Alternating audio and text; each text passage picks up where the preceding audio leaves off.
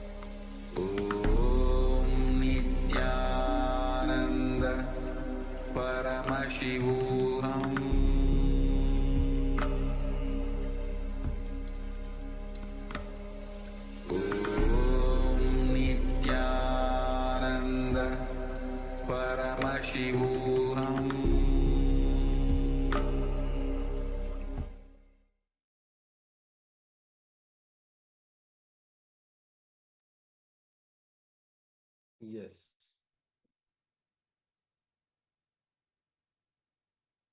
So you can put it in the chat, whatever the body scanning, whatever Swamiji revealed during this body scanning, you can put it in the chat. I request all the participants to switch on your cameras. Queue still, the cameras are off. Please keep your cameras on.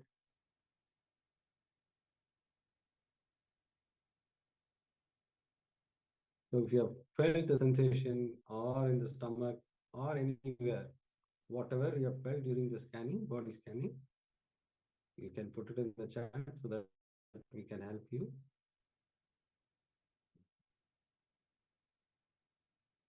Take a few moments to share your experience, and let us get ready, as we are now going to learn about the second of the four tattvas, which is authenticity. Authenticity does not necessarily mean truthfulness. It means being at the peak of your potential.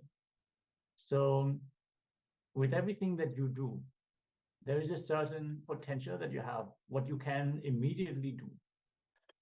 Acting at the peak of your capabilities, with all the resources that you have available, that is authenticity.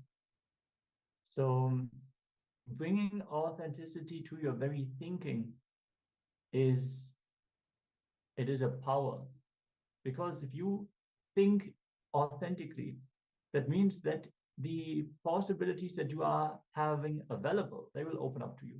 If you do not think authentically, it means that you are planning for something smaller than what you are capable of. You're already planning not to commit fully to something. So let us look in and receive the powerful cognitions on authenticity by Swamiji himself. Requesting all participants to be on camera and in a space of deep listening and restful awareness as we enter into this segment.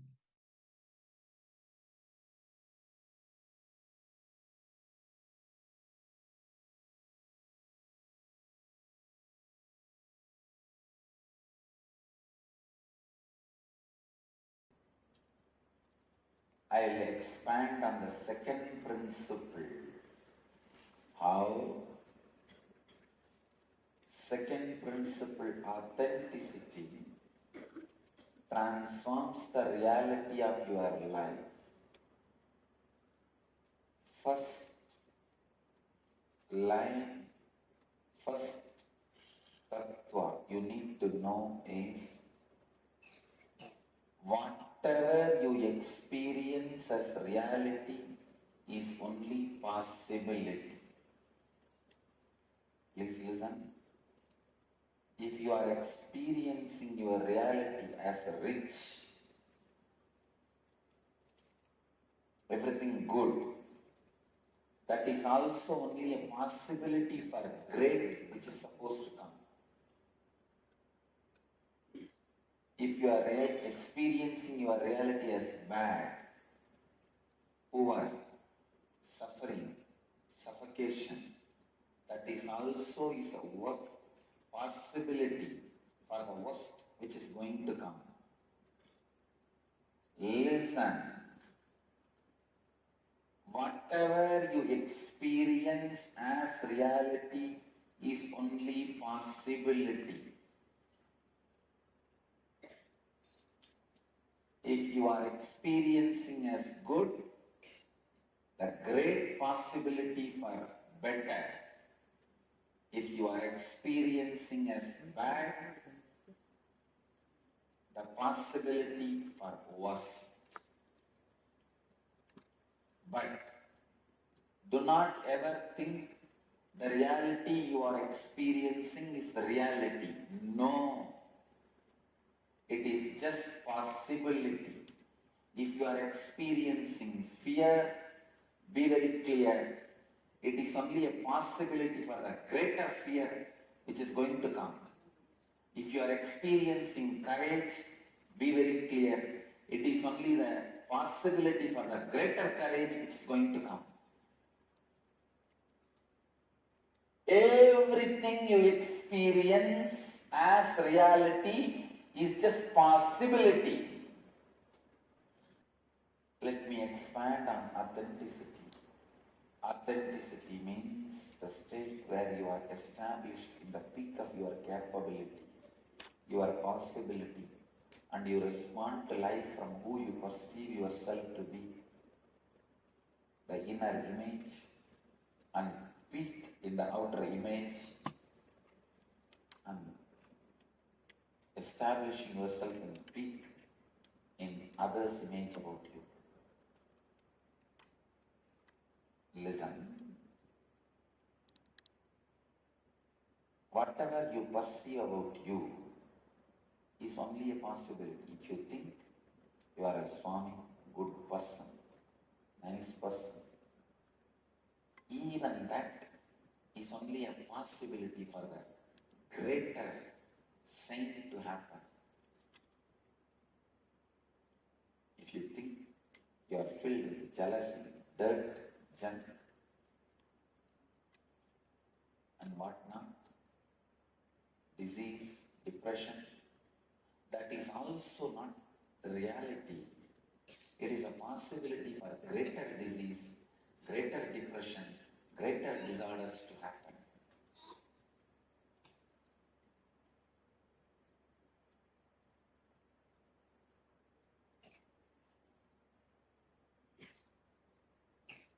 Now, almost all of us experience ourselves as a mixture of both. How many of you cognize what I am saying? You experience yourself as a mixture of both. Little health and little disease. Little goodness, little badness. Little joy and little depression. Little reconciliation and little fight. And little wealth and little poverty. So you are a possibility for any extreme. In a way, you are a possibility for any possibility. When you are in a state of possibility for any possibility, you are called seeker. Bring authenticity continuously. Expand how you feel about you, how you project to others, and how others experience you. Go on expanding. Go on expanding. Authenticity is the possibility of life in you. Drop this tool. Bring authenticity in whatever you are. How you feel you, how you project yourself to others, and how others want you for them. In all these three, bring yourself to your peak.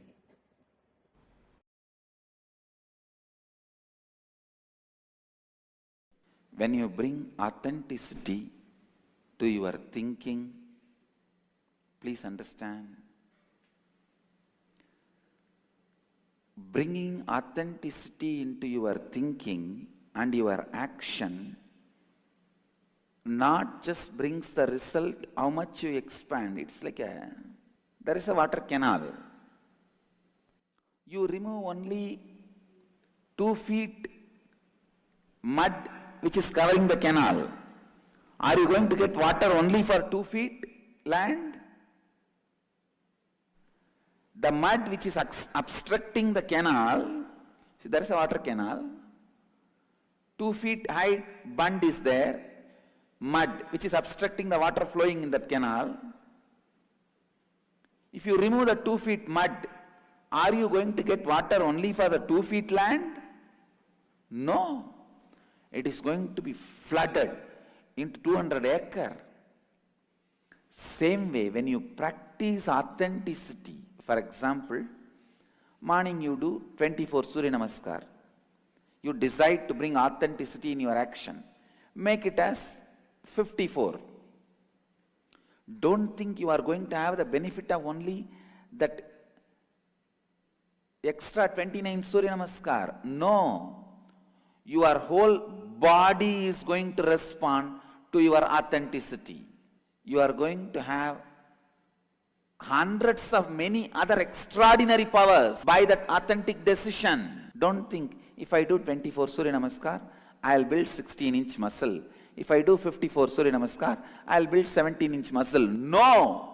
Authenticity does not bring results in proportionate level. It brings results in exponential level. That is what you need to learn, because inauthenticity is not functioning based on mathematics. Inauthenticity is a black cage. There is a water canal. The entrance of the water canal is 2 feet wide, and the 2 feet wide is covered by 2 feet height mud. If you remove the 2 feet wide mud, you may remove 2 cubic feet mud. Removing the 2 cubic feet mud is not going to help only to reach water to 2 cubic feet. You can't say, all right, I removed 2 cubic feet mud, so now water will come for 2 cubic feet. No. It is going to reach to 200 acres, because inauthenticity works as a black cage. It does not function in mathematics logic, the logic of maths. So when you become authentic, the result is not mathematical, it is exponential.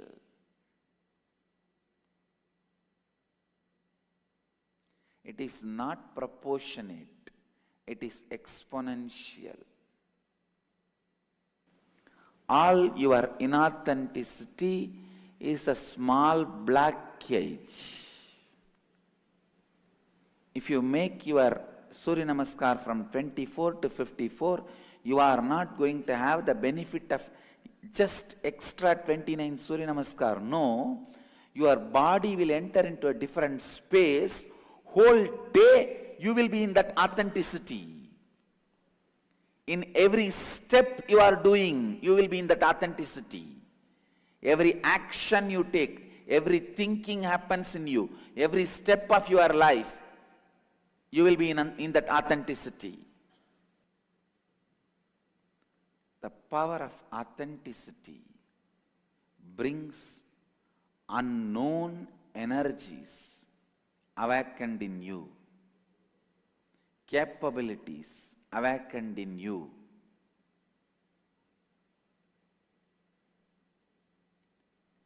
Authenticity straight away brings strength in your presence. Nobody will even plan for cheating you. I go around everywhere wearing so much of gold. Not a single thief thinks of stealing from me, because he knows it will be too costly mistake. Even 2-gram chain, 3-gram chain, people snatch.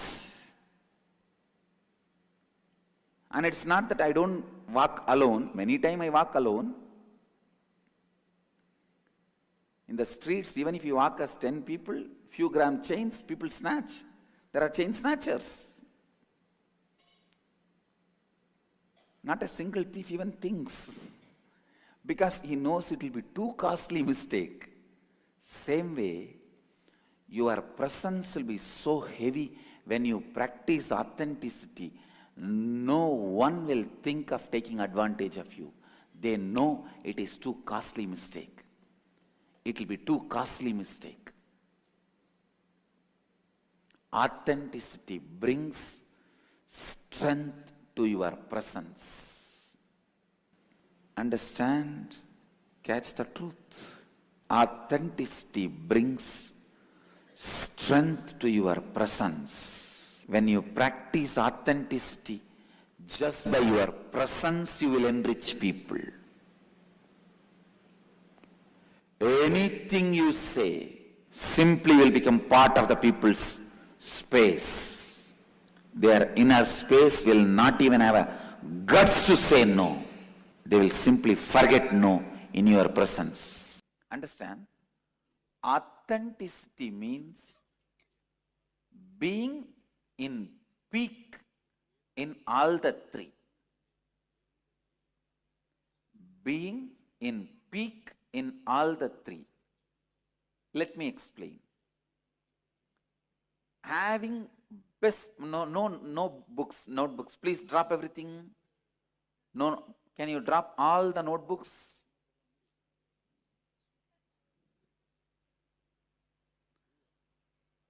If you want only notebook, then I can give you the printout. No need for class, na?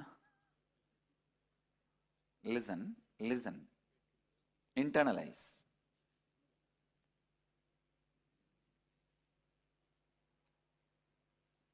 Point by point. Inner image. Having consciously built best inner image for yourself. As on now, our inner image is not consciously built. It is happening due to accident. Some old dilapidated bungalow you caught hold and you are living in it. You have not built it. You did not see the vastu. You did not buy the land as you want. You did not plan it and you did not create it. Some old dilapidated house, some accident happened, some ghost possessed, all the fellows in the house ran away, you went and started living there. Your inner image is not consciously built by you. Understand? Having consciously built inner image for yourself and projecting consciously built outer image for you. Most of our outer image is a reaction. Understand? It will be literally opposite to what you feel inside. It's like if somebody punches you, inside you feel that terrorized, you are terrorized, terrible fear. Just to save yourself that others should not punch you, you show a strong face. It's a reaction, but I am not saying strong face is wrong. Be very clear. The strong face should be consciously built with responsibility. I'll show the strong face. I'll take the responsibility for it. I will align my inner image with it. How many of you are cognizing what I am saying? If you are not able to cognize, raise your hand. I'll repeat. Listen. I'll repeat. Both of you, please keep the hands raised so that I'll talk to you directly. Listen. Your inner image as on now, you have not built it consciously. Have you built it consciously? Have you planned how you should feel about you? It is something happened in your life. Due to many things happened in your life, automatically it got built. You understand? Both of you understand what I am saying? No, backside, you. What you carry about you is not consciously created by you. You did not create it purposely. When the young age, somebody has beaten you, you feel, oh, I am weak. Somebody has cheated you, you feel, I am always cheated. Somebody says you are a good guy, you feel, I think I am a good guy. So it is only an outcome of different accidents. Am I right? You are cognizing? So, your inner image, as on now what you carry, is not best because you did not build it. Same way the outer image, which you are projecting to others, is not best because you did not consciously create it. It came out as a reaction.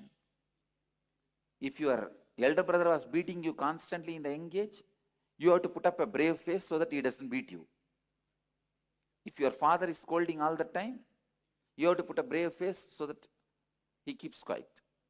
So most of your outer image is reaction created unconsciously, not a consciously created. Getting it? Others' image. Listen. What others feeling about you, especially the people who live around you, taking responsibility for that.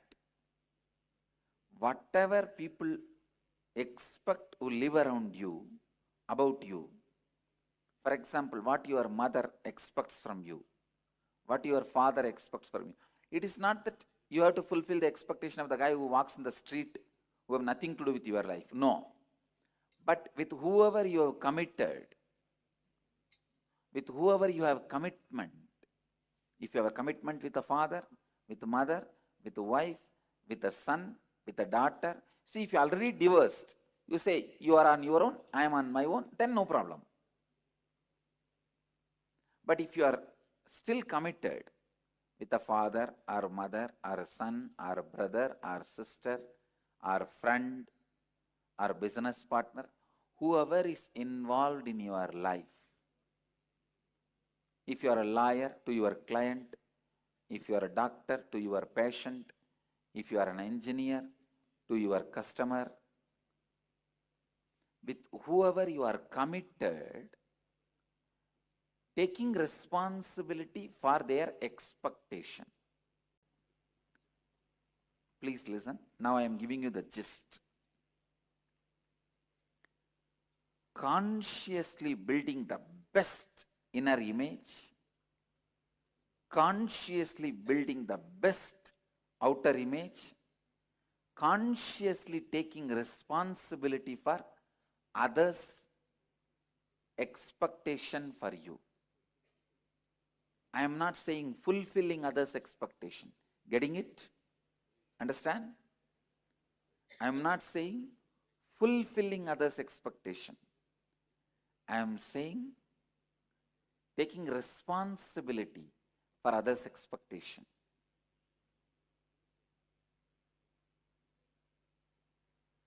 This three is authenticity. Building best conscious inner image for you, best conscious outer image for you, responsibility, taking responsibility for others' expectation about you, means you should be responsible for what you make others expect from you.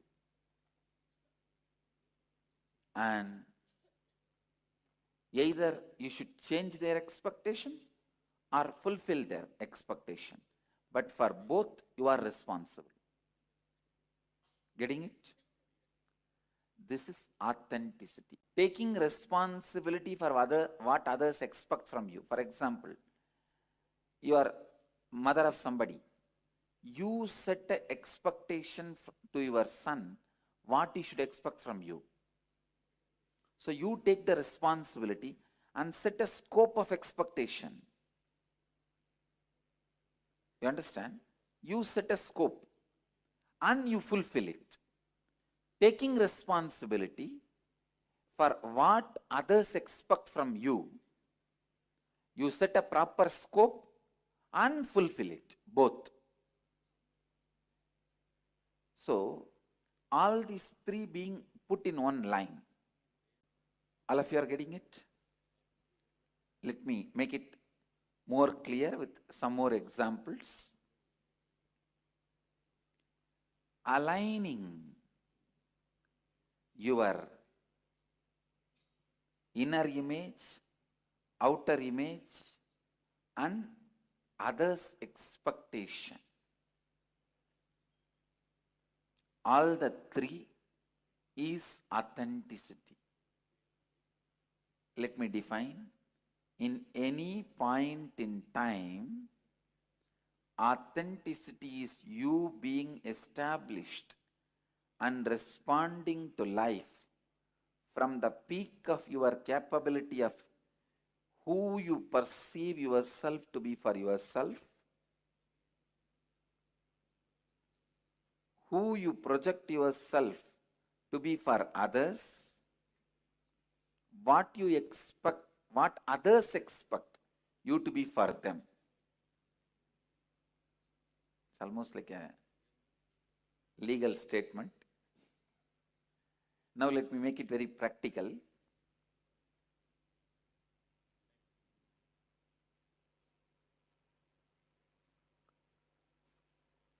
What you think of you is almost like a bored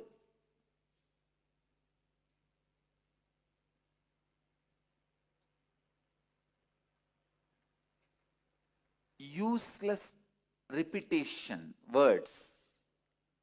That is why you terribly feel bored of you.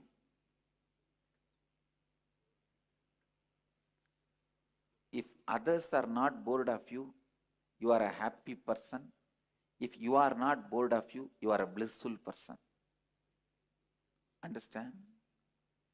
But if you look in what you think of you will see a bored idea. Because it is not consciously built. The possibility for updation is not there. Now, building a conscious personality, conscious inner image,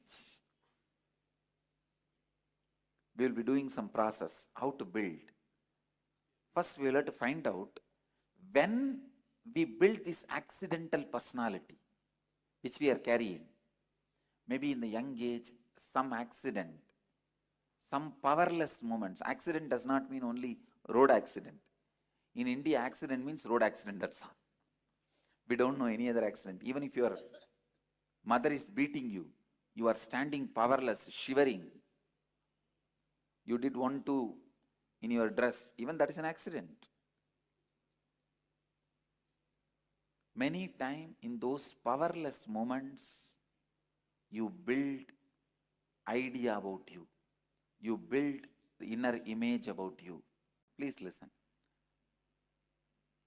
Authenticity at any point in time, authenticity is you being established in the peak of your capability and responding to life from who you perceive yourself to be for yourself or your inner image, who you project yourself to be for others, ahankara or outer image, what others expect you to be for them, anyakara, others' image about you.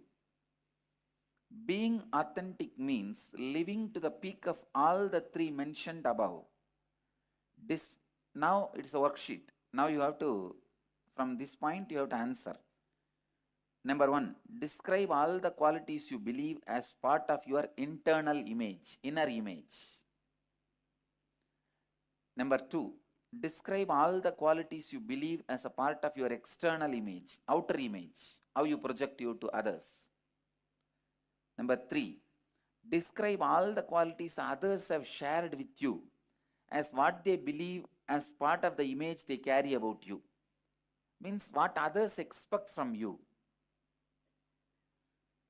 Now analyze the above and identify which of the qualities are not in alignment with the three images, your inner image, outer image and others' image about you. Those are the aspects you need to work on. You have to now align all these three images of you that exist. This may include stretching your inner and outer image.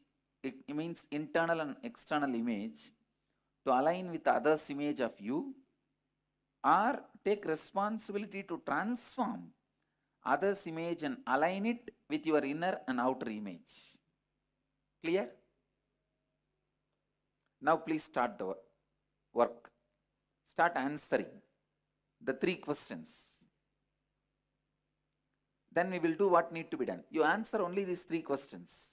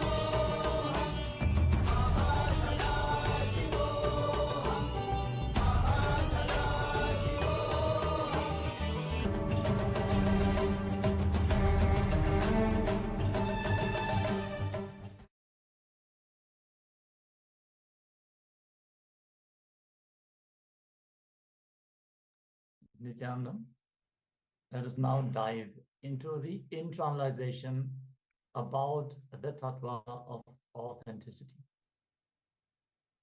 Authenticity means living at your peak, the peak of your possibility, whatever you believe as you, what you project as yourself to others, how you fulfill others' expectation about you, how you experience life for yourself. Living at your peak in every dimension of yourself is authenticity. Authenticity in action is union with the divine. There is a difference between honesty and authenticity. Honesty is a social good quality, but authenticity is a spiritual quality. Honesty is the only first step, that means initial step to authenticity, means living a spiritual truths authentically. In Bhagavad Gita says, Yogaha Karmasu Kaushalam.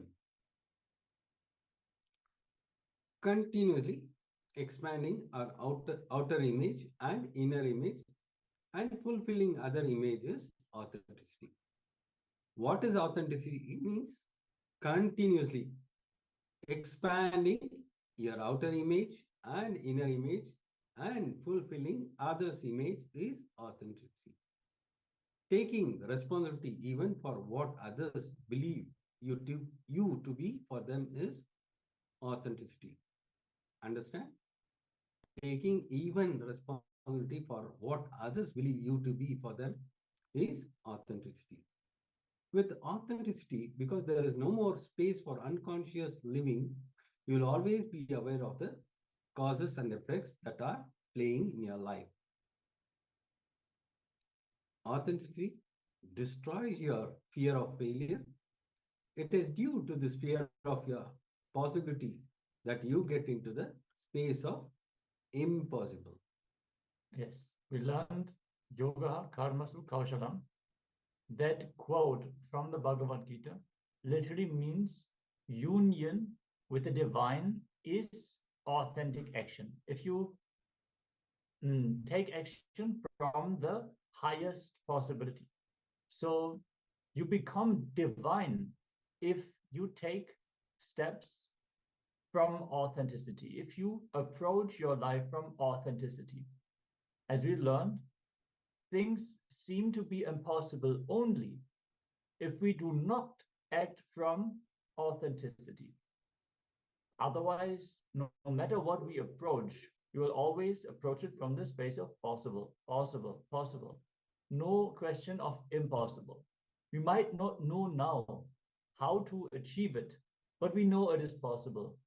We might not have the necessary funds, maybe, to make it happen immediately, but we know it is possible. We know that we can get strong enough, smart enough, fast enough, proficient enough to make it happen. We can evolve ourselves and make it happen. So spend the next 15 minutes writing about all the moments where you displayed a lack of authenticity in the last 24 hours alone. After each situation, find a way to realign yourself back to authenticity and write it down. With authenticity, you will suddenly have new ideas, new solutions open up for you. See, when you act out of fear and worry about impossibilities, authentic thinking will not happen. All your thinking capacity will not be available to you if you assume from the beginning that it is impossible. When you operate from the idea of possible, possible, possible, you grind your gears and you make it happen. That's authenticity. So let's look in for all the things where we displayed inauthenticity in the last 24 hours. Let us actually find the authentic approach to it. Let's look in first where we did not act out of authenticity, and then look in for the solutions. If you have any questions or doubts, please let us know. And let us now enter into this internalization exercise that will bring us back to authenticity.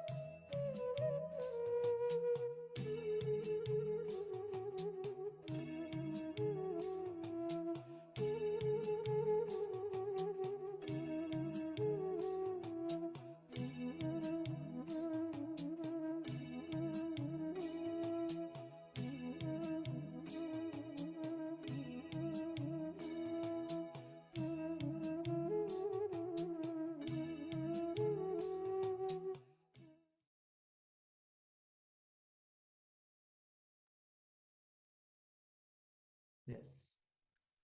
So let us decide, just for some days, let us decide to live authenticity. Initially, it might seem like a lot of work, but if we look in, you will see by acting from authenticity, actually what is happening, we achieve success, we gain excitement, we are empowered, we grow, we expand. Actually, what we save on is a lot of frustration and depression. When we actually see that we are moving towards the goals that we have, our sleep will improve, our health will improve, our relationships will improve. So even though one might think acting from the peak of one's possibility would be draining, it is exactly the opposite. It is empowering, it is energizing. When you push yourself to act from authenticity, you will see there is so much more that you can do only because of your thought of impossibility. The idea of, oh, I'm already doing so much. If you really start believing that, you will see you will end up depressed, you'll end up sick, and all of a sudden you manifest diseases that actually force you to take a step back, that actually prevent you from being active. So the solution is to act from authenticity.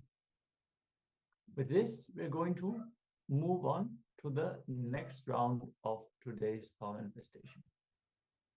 Yes. Now, all we require is just a will to do it. That's it. Nothing matters. If you have a will, you can do it. It is only our laziness which stops us from exploring all the possibilities. So now let's enter into the power manifestation of body scanning. Now you are going to scan your own blood pressure. If you have a measuring device, you can check the initial measurement. After power manifestation, again you can check your pressure. You can change this power, your blood pressure. Yes. Just sit straight in a, with your head, neck, and spine. Sit straight. Intensely chant the Mahavakya. Through the power of third eye, request Swamiji to manifest this power. Keep chanting the Mahavakya intensely as we enter into this power manifestation of body scanning and checking your own blood pressure. You can increase or decrease your pressure.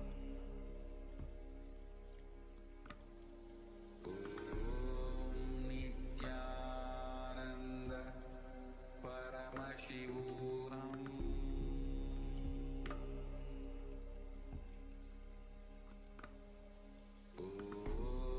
Nithyananda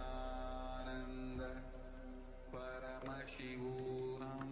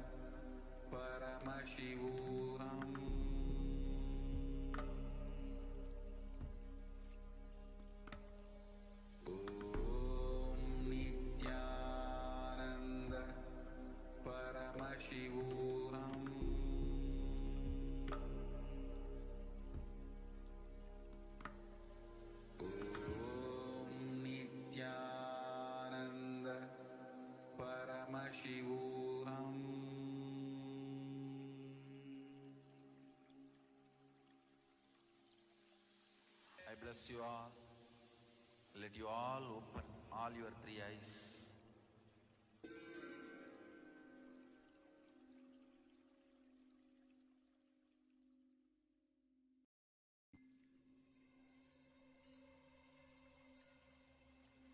I welcome you all with my love and respect. Let you all open all your three eyes. Om Nithyananda Paramashivoham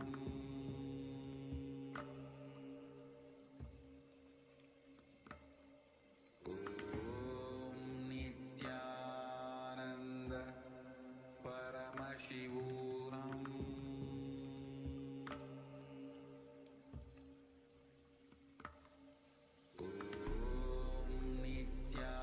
Nithyananda Paramashivoham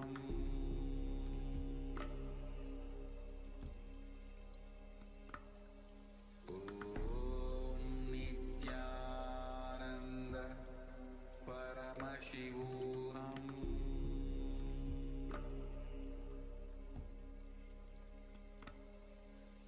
Om Nithyananda Paramashivoham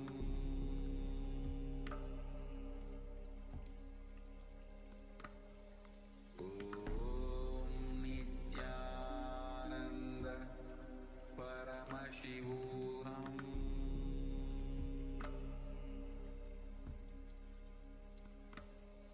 Om Nithyananda Paramashivoham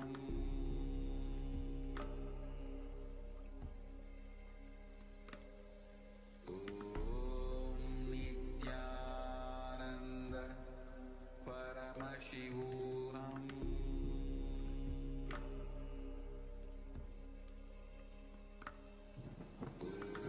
Om Nithyananda Paramashivoham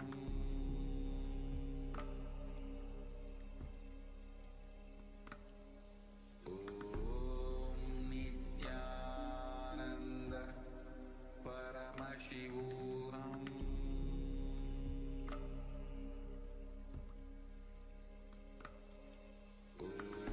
Om Nithyananda Paramashivoham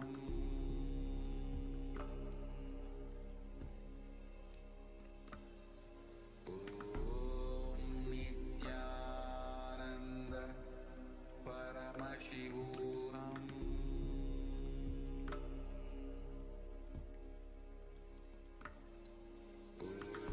Om Nithyananda Paramashivoham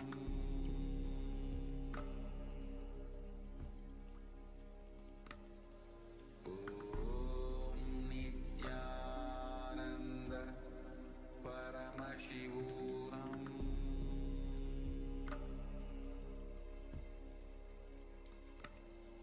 Om Nithyananda Paramashivoham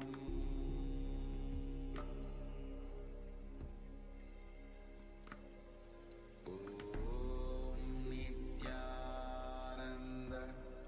Paramashivoham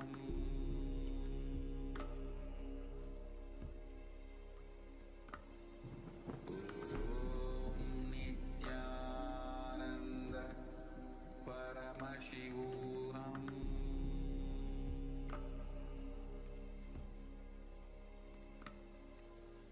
Om Nithyananda Paramashivoham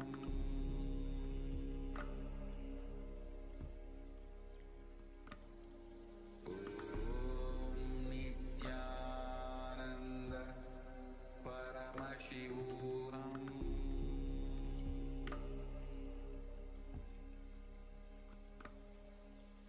Om Nithyananda Paramashivoham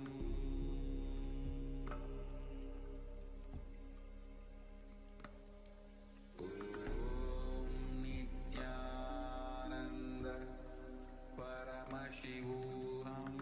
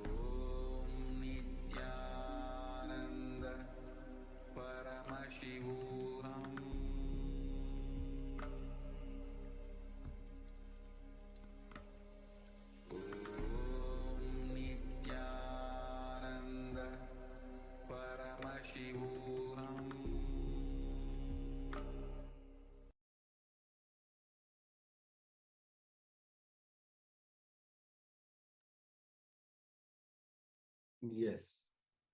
Now, I request all the participants to check the measurement and put it in the chat. If it is increase or decrease, you can put it in the chat so that we know that you are manifesting this power.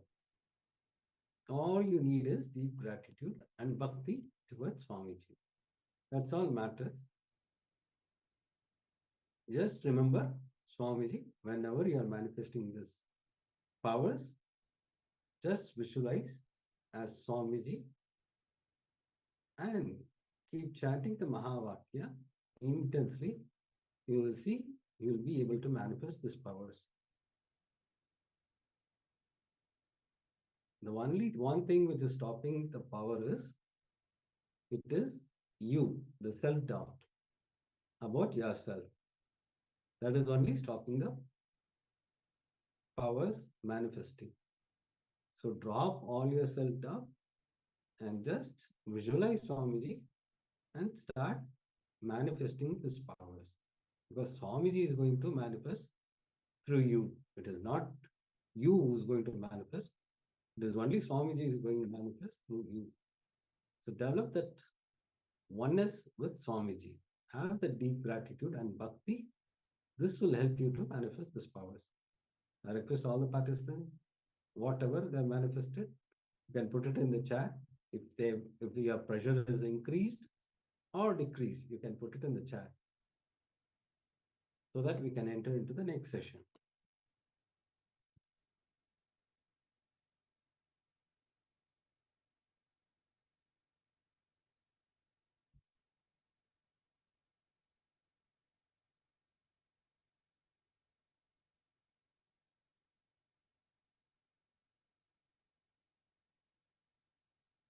Yes. With this, let us now enter into the third tattva, which is responsibility.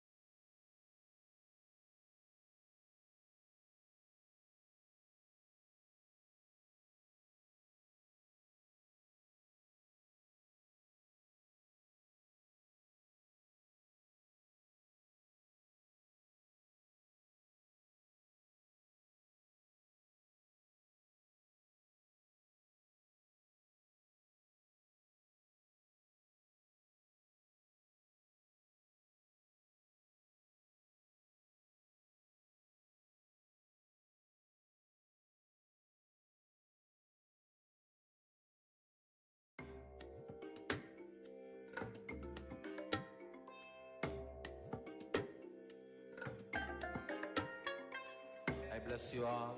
Let you all open all your three eyes and manifest the powers of Mahasadashiva. Om Nithyananda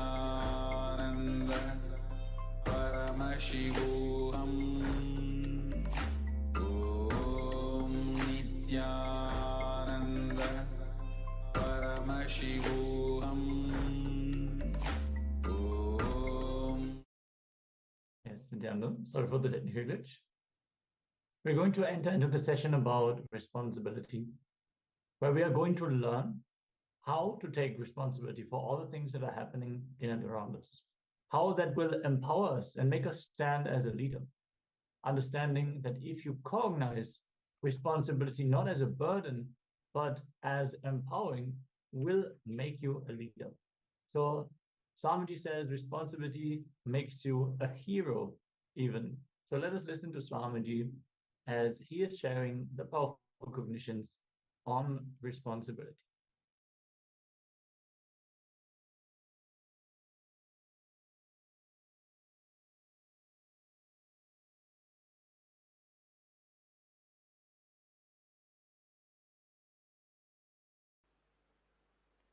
Responsibility in your being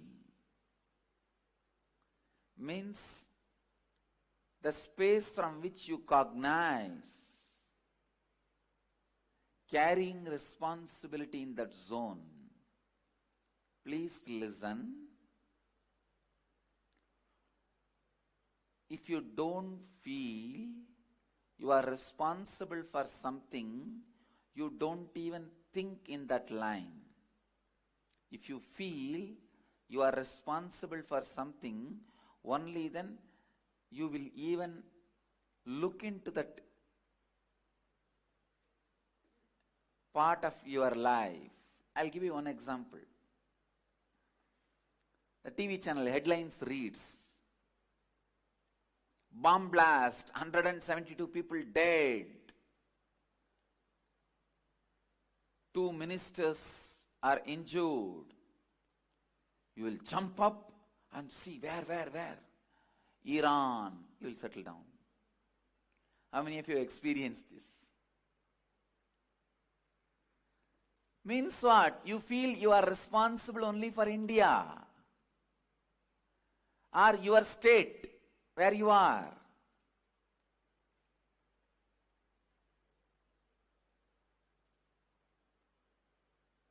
You don't feel responsible for the whole world. Restricting your being feeling responsible is what I call conditioning.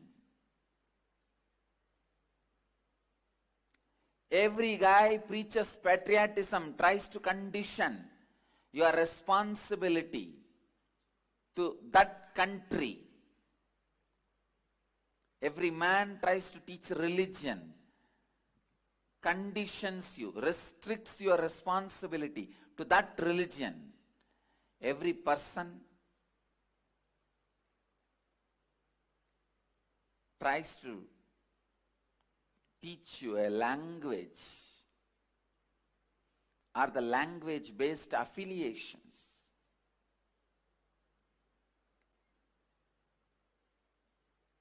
Language or the language-based affiliation.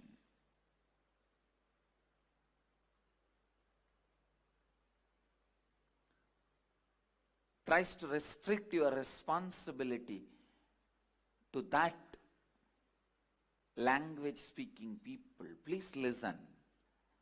I am not against love for a country, love for a religion, love for a language, but I am against restricting yourself only to that. Restricting yourself only to that. I am against reducing your responsibility only towards that.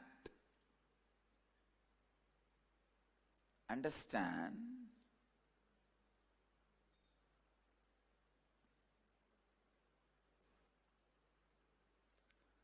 Restricting your responsibility should never be allowed. You are a human being. You are responsible for the whole cosmos, not just planet Earth. If you have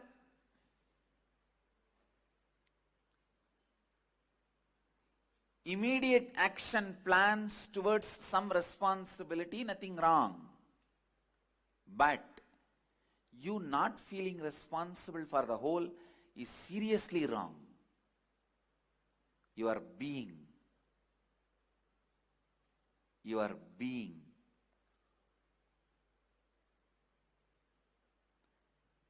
should be completely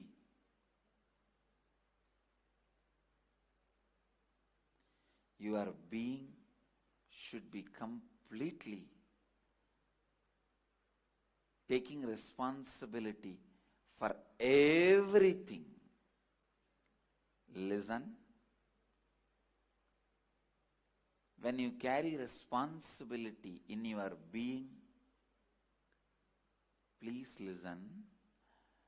That very carrying responsibility in your being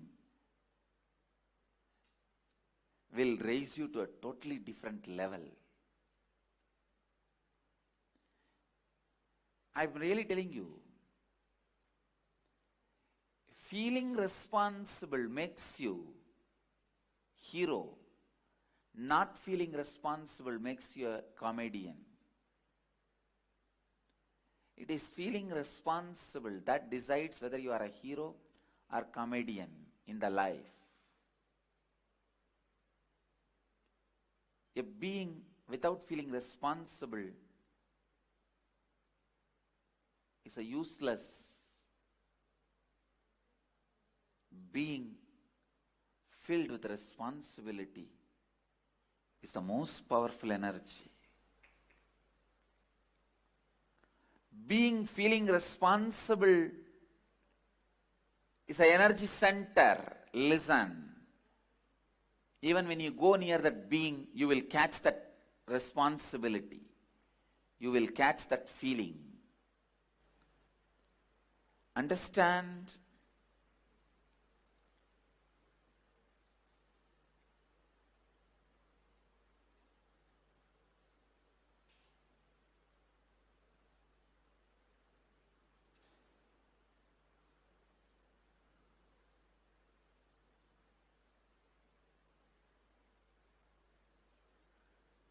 Feeling responsible in your being. I can give you all this as a very powerful technique.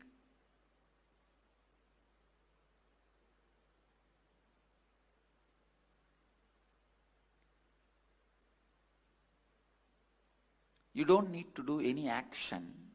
You don't need to do any thinking. Decide from your being, you will feel responsible for the whole world. Suddenly you will see all your actions will have authenticity, thinking will have integrity.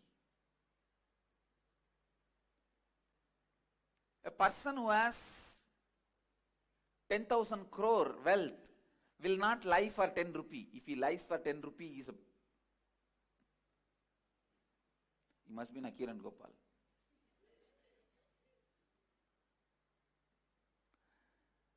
No, a person who is having 10,000 crore wealth surely will not cheat out of integrity for 10 rupee. It's a rule.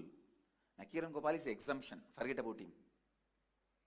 As a rule, person with this much of wealth will not be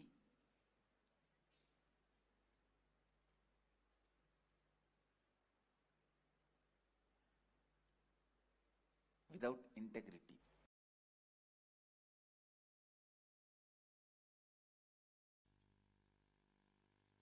Any fellow feels the ownership. Let me describe. Ownership is formed without any bone structure by continuous action. Your actions are like flowers. Ownership is like a thread. If the ownership thread is used and actions are stitched and tied, it is ego, garland of ego. Never the real ownership happens in that way. Real ownership is flowers are arranged so thoroughly in such packed way, it looks like a garland without the thread. Is ownership. The ownership I feel, there is no separate thread of ownership running. Continuous actions performed so meticulously, perfectly, constantly creates the feeling as if all these flowers are looking like garland, but they are not tied. If there is a thread, it is false ego. In a normal man, he feels the ownership, I am doing, then does less action. That's why more thread is seen, less flowers are there. 25-meter thread, in the end and the beginning, one flower. That is the garland all you fellows are wearing. Because the whole energy is spent on ownership. Thread is the ownership. A real ownership is constant actions done in perfection. Yogaha karmasu kauchalam. constant actions performed in perfection, in continuum, creates the feeling of ownership for others, not for you, is real ownership. But the ownership Arjuna is having is one flower in the beginning, one flower in the end, 25-meter thread. By the time you reach that, both flowers are withered away. Your ownership is flowerless garland. Drop that. Real ownership is felt by others by your continuous action. Perfection continuum. Before even taking cognizance of somebody's surrender, the first prima facie requirement is perfection. Before even taking somebody's surrender into cognizance, the prima facie requirement I look into is perfection.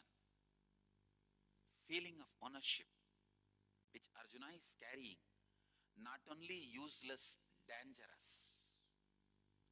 In feeling of ownership, actions are never tied properly. Please understand, 2-inch thick thread, rope cannot be used to make jasmine garland.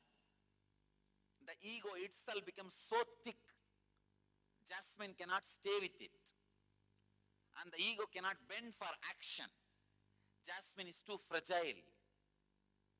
It's perfect, but too fragile. Your ego will hurt the action. Your feeling of ownership abuses the very fundamental of the action. Real feeling of ownership is felt by others by the perfection of your action, but never felt by you. Bhagavan gives the next command. Having given up your affliction, give up.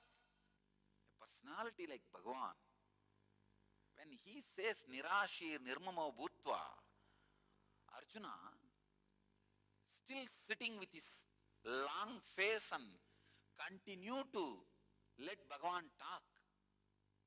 Bhagavan is using his whole energy, finally giving a last word. Nirmamo Bhutva means without having fear about your higher identity, higher self, disrespecting your lower self.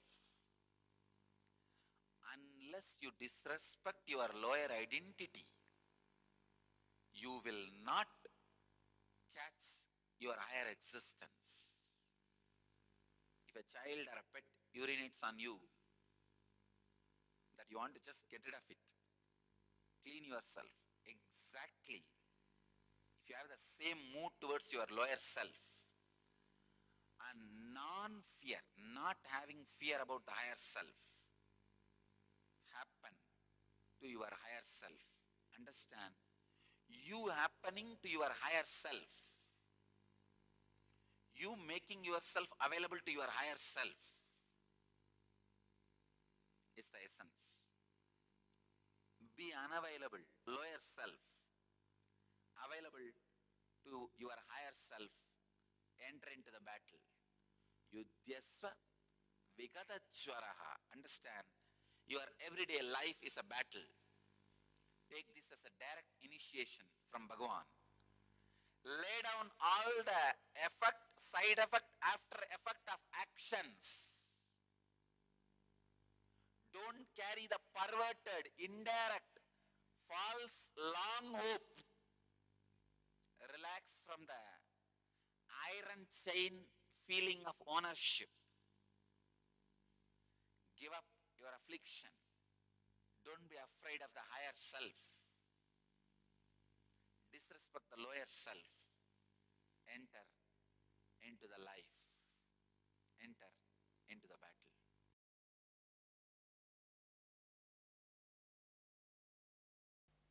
Responsibility is living and operating from the understanding that you are the source of, and therefore You are responsible for all happenings in and around you in your life. Let me repeat once more. Responsibility means living and operating from the understanding that you are the source of, and therefore you are responsible for all the happenings.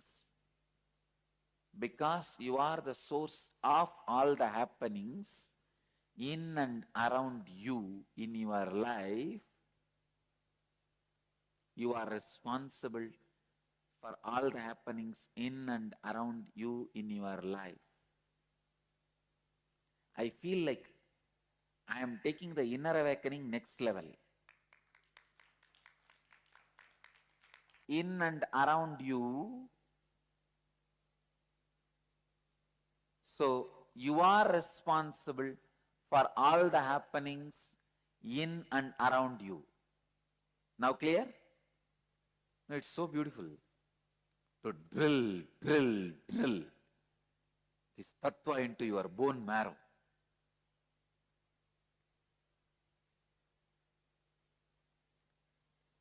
When you take the responsibility not just for your image about others, but also others' image about you, you expand. I tell you, you express miracle powers in you. This is the science of siddhis.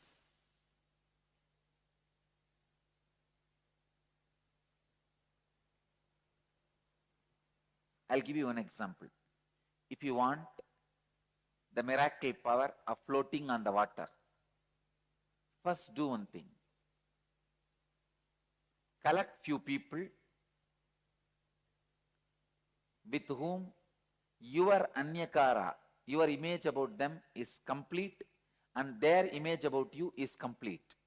Means either you fulfill what they expect from you or you complete what they expect from you.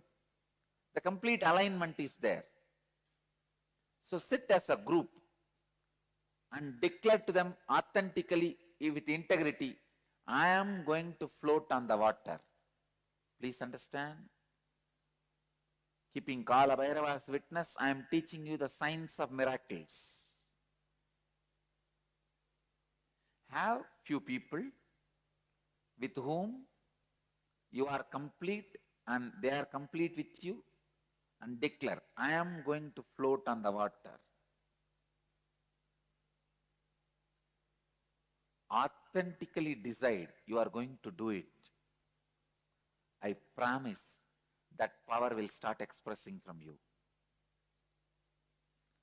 Because all miracle powers start expressing when your image about others and others' image about you is complete in your life.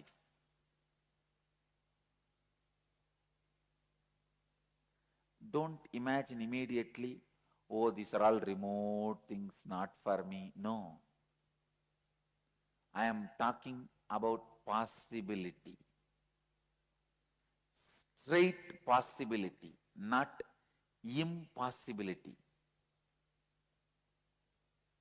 There is nothing impossible. When I am possible, there is no impossible.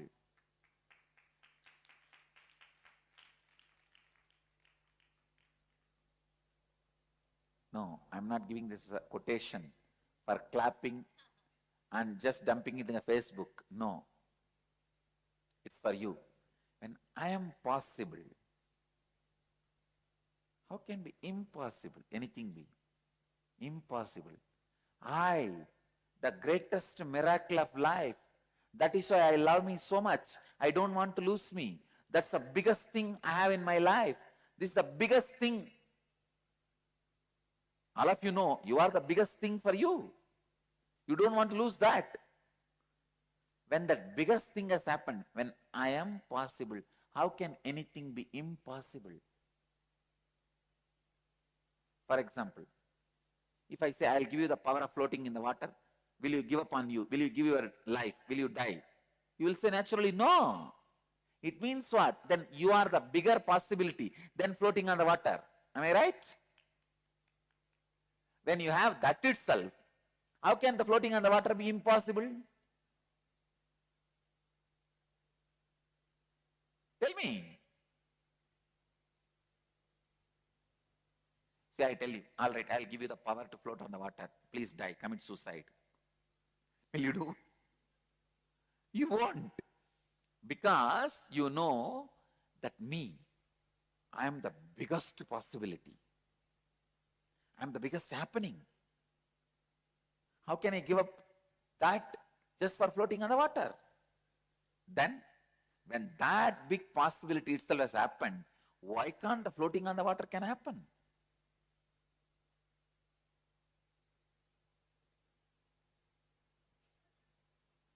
There is a science of miracles, understand? When I have, please understand, whenever I have the disciples who are complete with me and I am complete with them, anything I declare immediately becomes reality. Why sometime after Kalabhairava declares it takes few days for it to become reality? Because the receiver may not be complete. So little completion is required. But Kalabhairava takes the responsibility even for his incompletion and gives that as a boon. At least after the boon is delivered, he should make himself complete.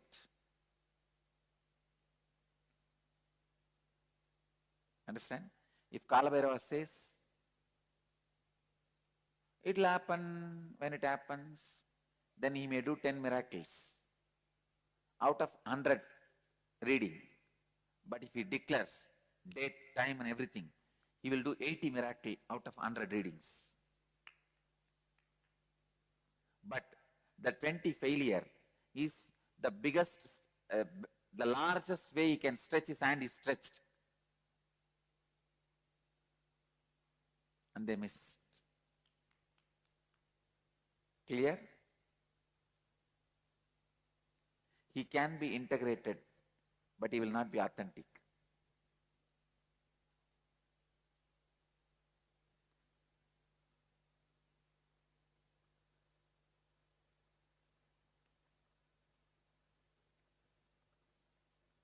Anybody has a doubt? Sometime Kalabhairava blessed, and that day exactly it has not happened. It's still getting delayed. Understand, this is the tattva, truth.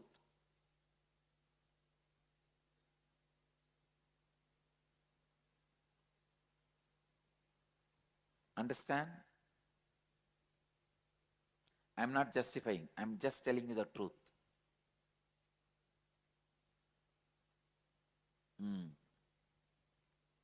I am not justifying, I am just justing.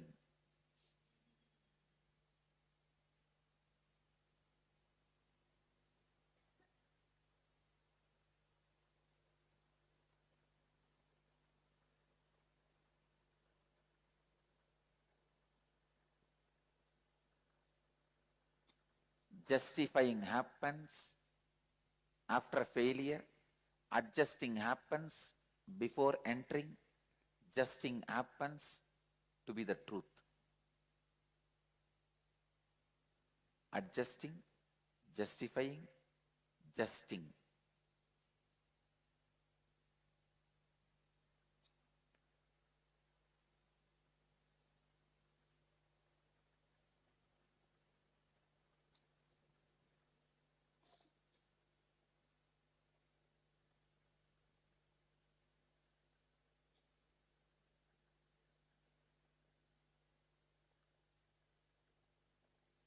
Usually, you take responsibility based on your understanding of the peak of your energy. I wanted to make you very clear. I wanted to declare it and make you understand. When I started this Sangha, Even though I declared it will become an international organization, that was not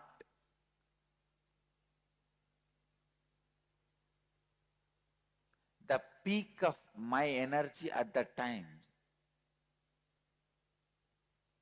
But I declared authentically and decided to stretch me to that.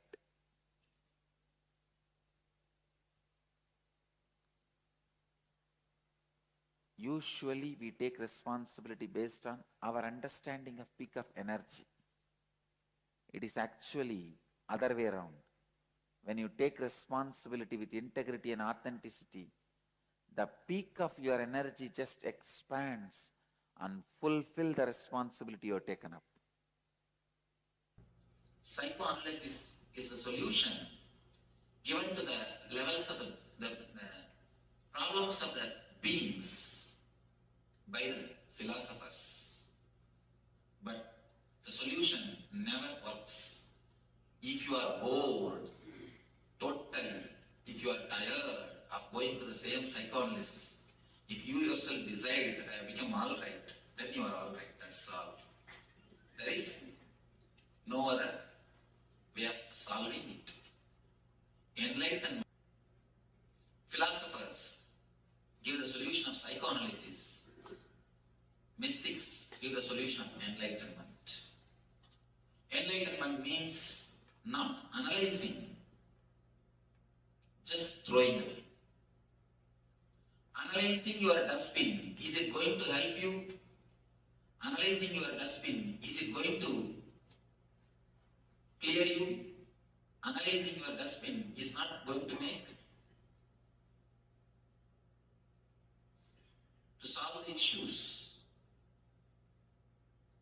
if you want to clean your house, if you put everything from the dustbin, start analyzing it. Is it going to clear your house? Is your house is going to become clean? No. Only by throwing the things totally away, merging into the ananda, ecstasy, the problems are going to be solved.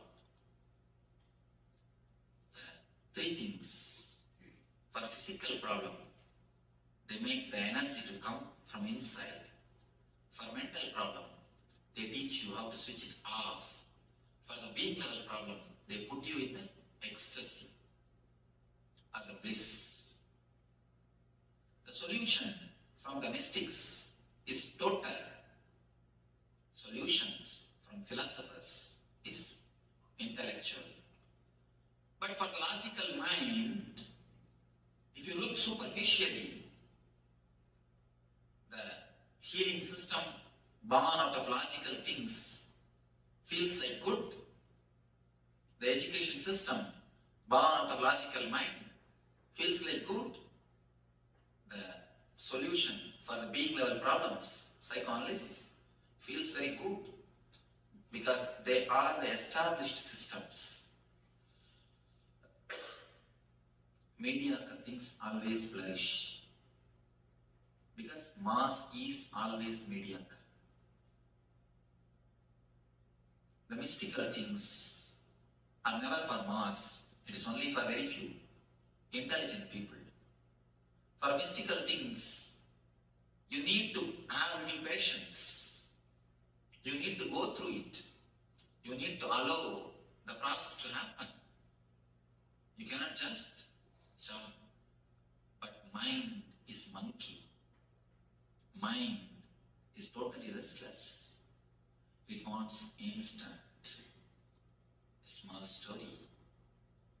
3 monkeys. They got 1 mango. All the 3 wants to share the mango. How can 1 mango be shared by 3 monkeys? They went to a master for solution. Master said, all right, all the 3 of you, plant this mango.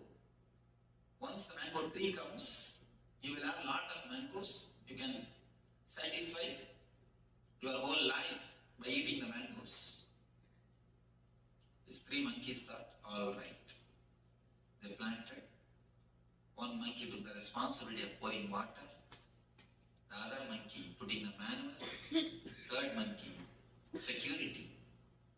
6 months, they did their job religiously. But unfortunately, the seed has never sprouted.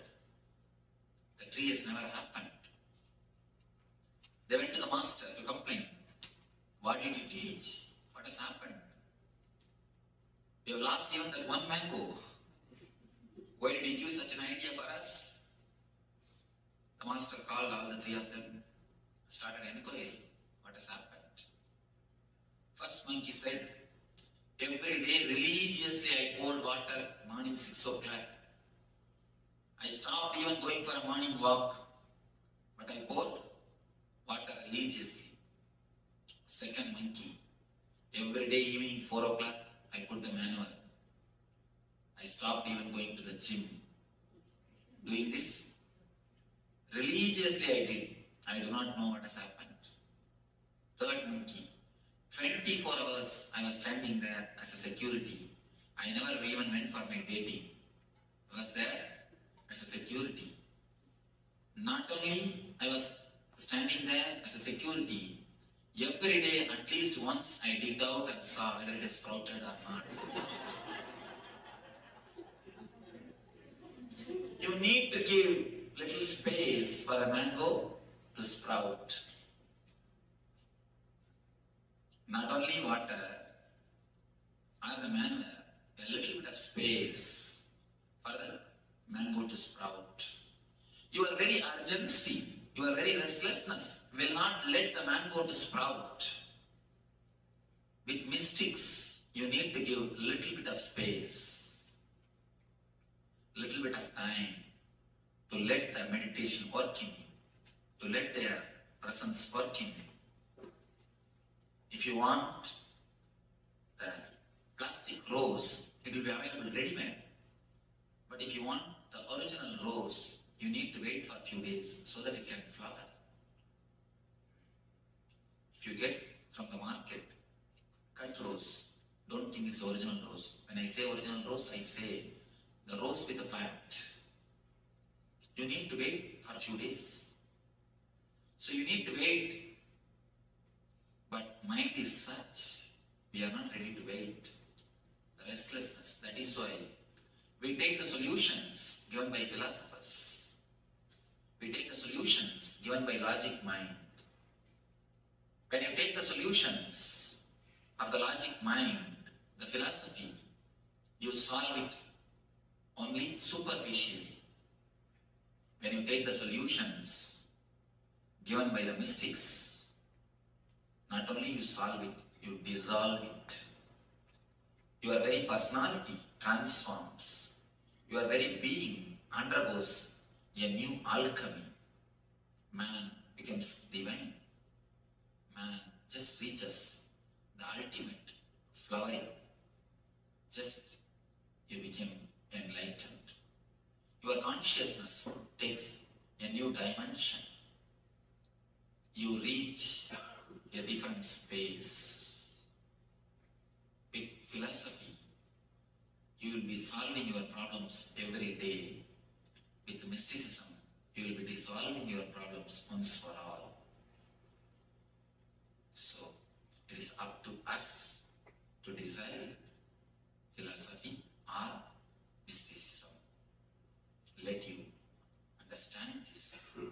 Let this understanding lead you to be in, become one with the eternal bliss. Let your being be in, one with the eternal bliss. Nithyananda. Thank you.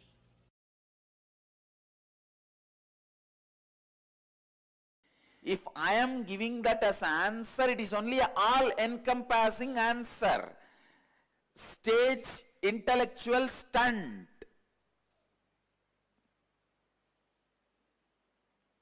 This 4-word, integrity, authenticity, responsibility, and enriching,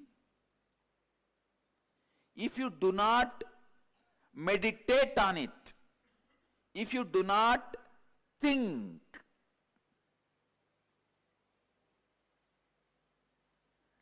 These 4 words can be just like Buddha's answer. Desire is the root cause of suffering. What will you do with that answer? Tell me, can you give up all the desires? That is why people decide living with the desires and having some suffering is much better than throwing away all the desires. Because now when you try to throw away all the desires, that becomes one more problem. You get into one more impracticality.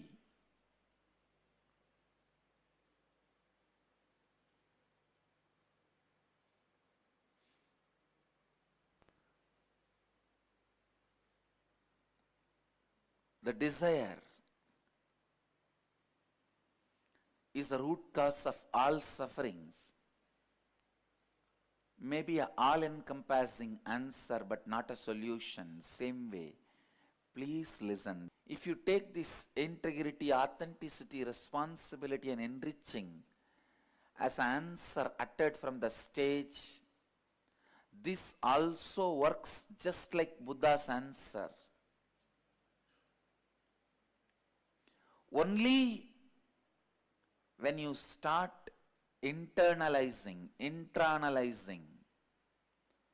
through the inner awakening, it becomes precise, experiential solution for you. Please understand, this is the answer for the question. People ask me, why should I come to inner awakening if I am attending everyday satsang? In everyday satsang, when you listen about this integrity, authenticity, responsibility, enriching, completion, it is only like Buddha's answer, all encompassing, but not solution. Only when you attend the inner awakening and internalize it, it will become solution for you. Understand? All encompassing answers are good entertainments, but will not lead you to enlightenment. There are some solutions which cannot be all encompassing, like tantric techniques. Amazing solutions. Any problem you have, you can be liberated from it in 10 minutes, 7 minutes, 15 minutes, not more than that. No tantric technique needs more than 21 minutes, because if the technique needs 21 minutes, the technique is considered as dirt in tantric tradition. Amazing solutions.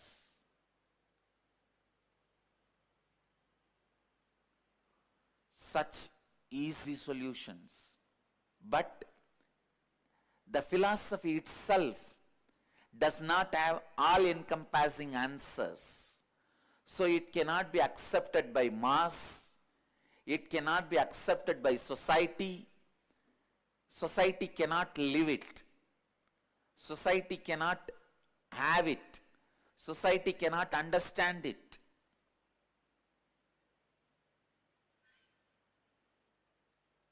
However powerful the root pattern can be, Tantra can finish it off in less than 5 minutes. Less than 5 minutes. A man can become an eternal brahmachari.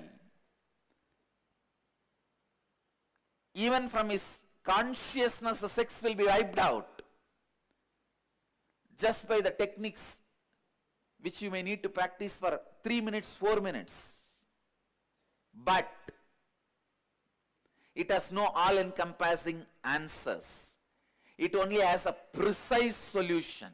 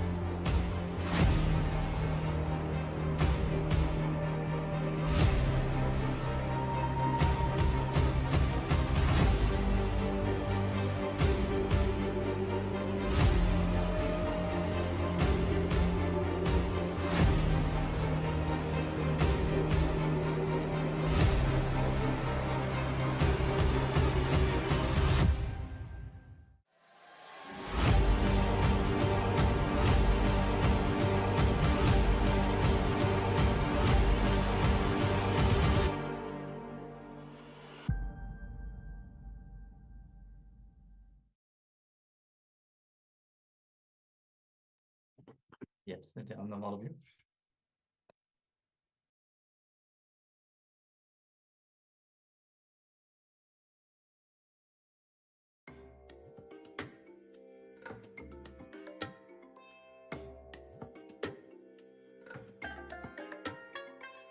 I bless you all.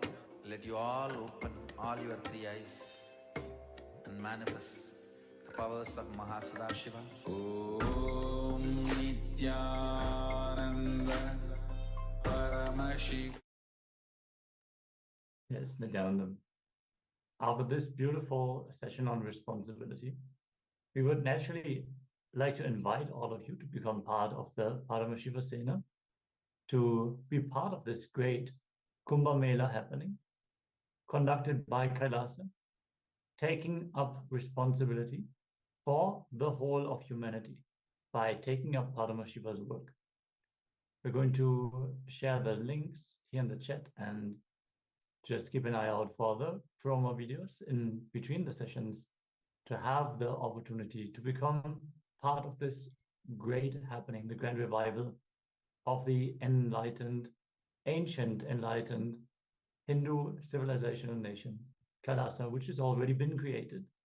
Naturally, more and more people will revive the grandeur of this great nation. So we want to invite all of you. And let's get ready for the Kumbh Mela celebrations, which are starting soon. If you commit to volunteer for 1 month in KAILASA, Los Angeles, you can become part of the Rajya Sabha of KAILASA. And if you commit to volunteer for 3 months in India, you can become a part of the Rajya Sabha in India, in Prayag. More details will be shared. So if you're not yet aware of this, make sure to sign up. And yes, let's continue with today's Paramashivoham session on responsibility. We're going to enter into the internalization exercise on responsibility.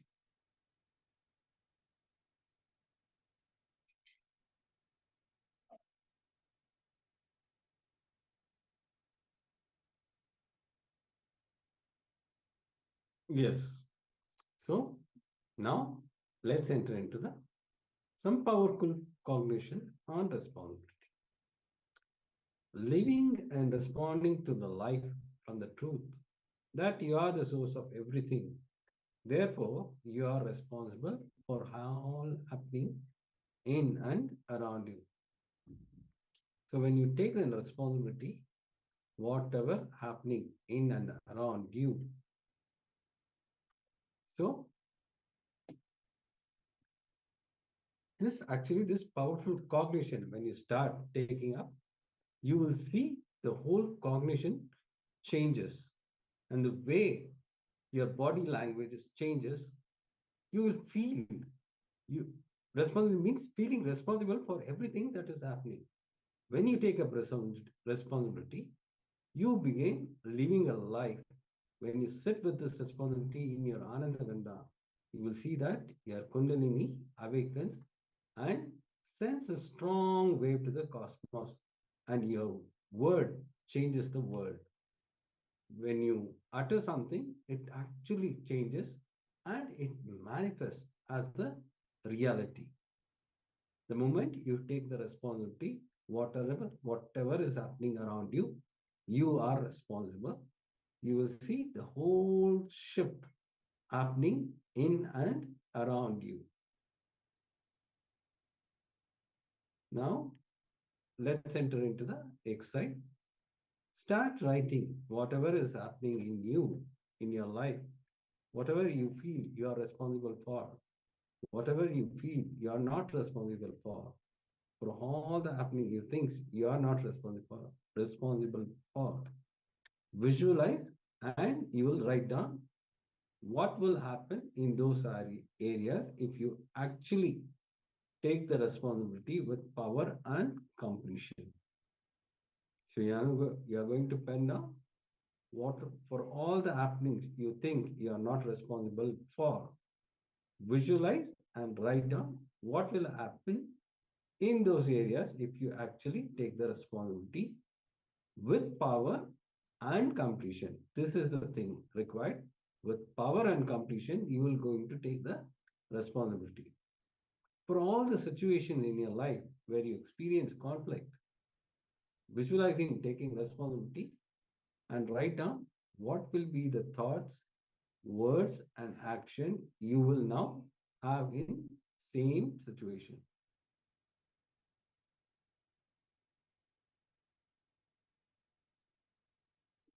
Now please pen down, have your book and pen.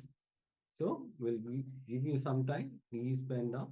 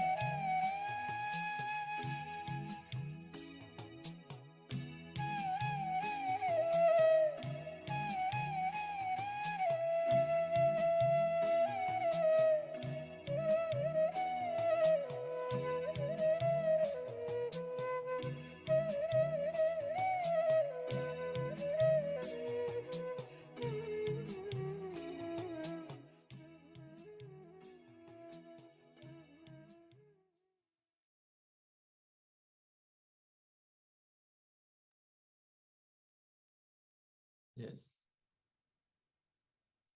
So we hope that all of you got to complete this exercise. And if you would like to share the takeaways from this session, the powerful insights that you have received, feel free to share them here in the chat. And let us take up our homework. For the next 21 days, experiment with this truth by taking responsibility for everything that is happening around you. That is a declaration for yourself. Bring awareness to all the points where you're deciding not to take responsibility and just take it up. Cognize that you are the source of everything happening around you and take the appropriate actions. Be aware of the thoughts, words, and actions you will have when you stand in the space of responsibility as defined in this session. You will see that when you begin living life this way, automatically you are expanding. So we're going to share this homework in the chat so you can pick it up for yourself. And with this, let us move to the next round of today's power manifestation.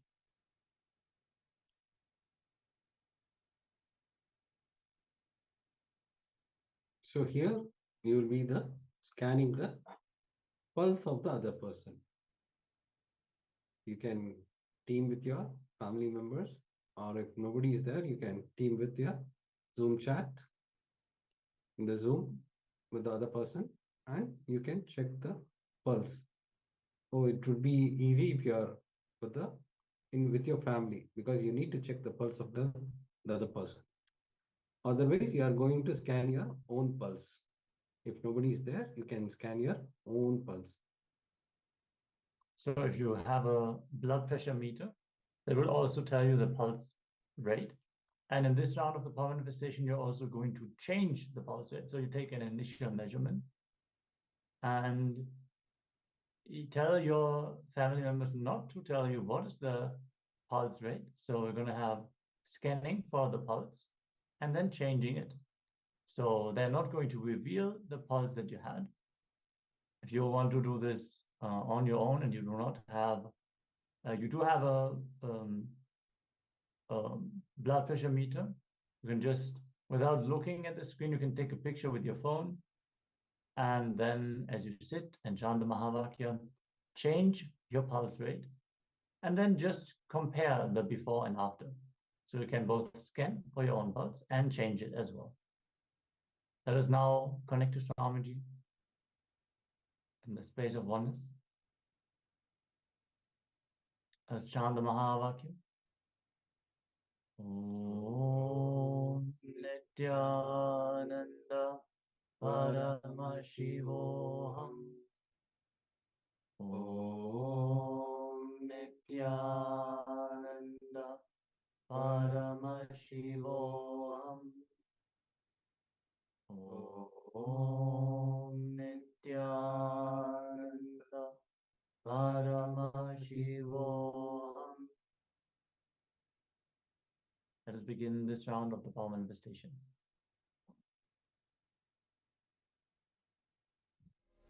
Om Nithyananda Paramashivoham.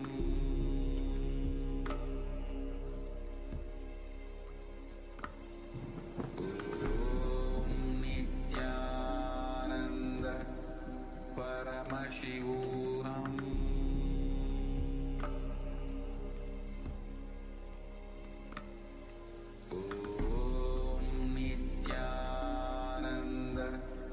Paramashivoham.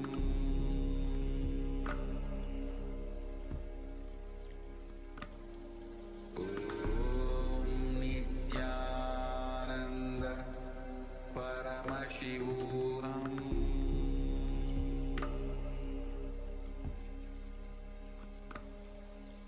Om Nithyananda Paramashivoham.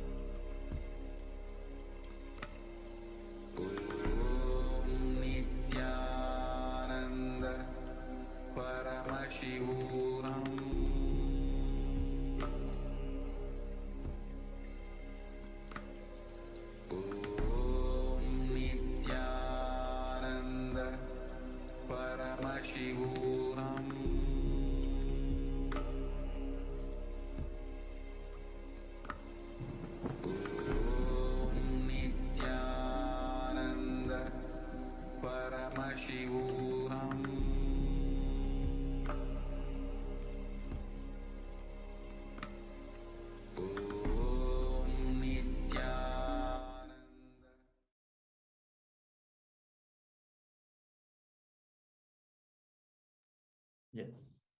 You can settle down. And please take the time to share your form manifestation results here in the chat. Any breakthroughs you have experienced, please let us know. And understand whenever you're manifesting the power of body scanning on your own body, since this is the fire of the third eye of Paramashiva, it also brings healing to your body. So if you're scanning your blood, even the bioenergy, biomemory, which you have brought from your mother, is being healed. So if you have any experiences you would like to share, please post them here in the chat.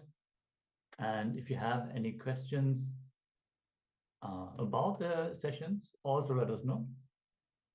As we are getting ready to enter into the next Jnana segment, we're going to continue to learn about responsibility. In this case, the difference between responsibility and commitment. So requesting all the participants to be in a space of listening and deep restful awareness as we enter into this segment.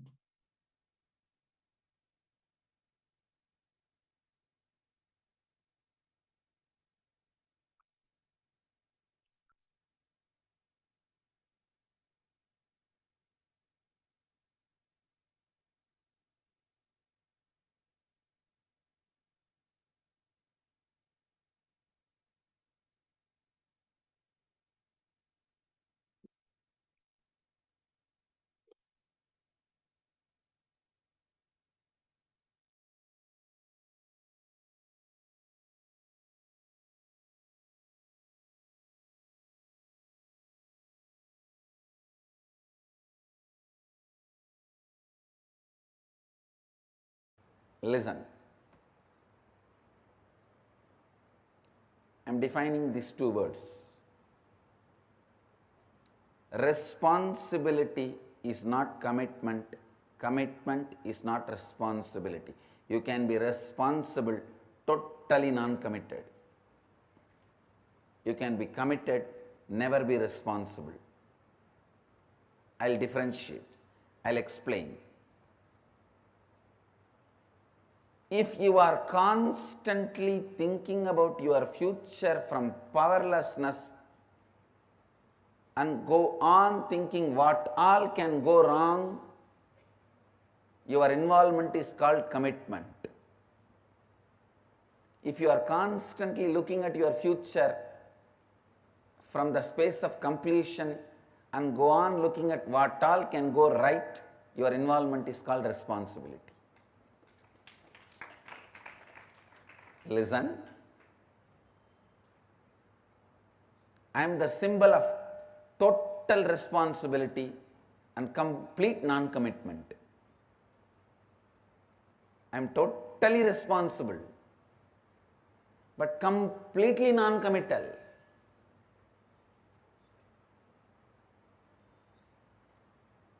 If just a devotee who has attended some free program sometime, if he is bitten by a snake or if he is caught into some accident or if he is in emergency,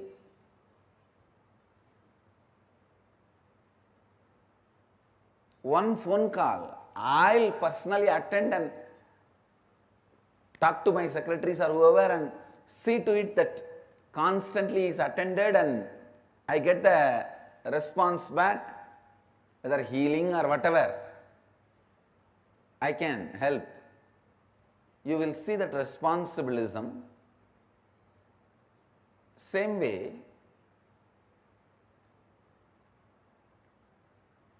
if you live around me, you can very clearly smell I am completely non-committed to the whole thing. Listen.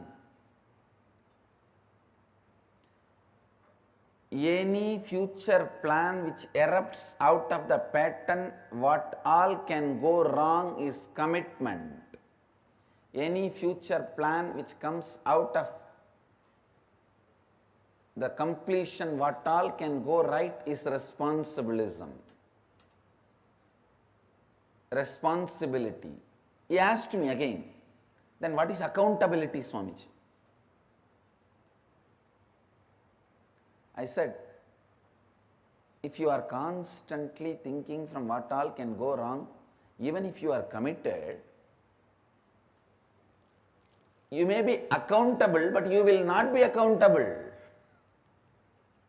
You may be accountable, you will not be accountable. You will just stand and say, yes, this is what I am, what can I do? This is where I am.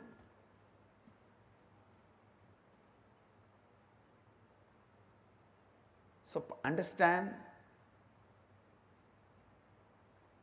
this subject is very, very, very confusing and people feel no. At least in responsibilism, I don't want this to be separated. Because in the name of responsibility, you get a little consolation to worry, space to worry. You are so addicted to worrying. I took away all your possibility for worry. If you are integrated, no worry. If you are authentic, no worry. But if you are responsible, you can continue to worry. In the name of responsibility. Now I am purifying the concept of responsibility. Listen.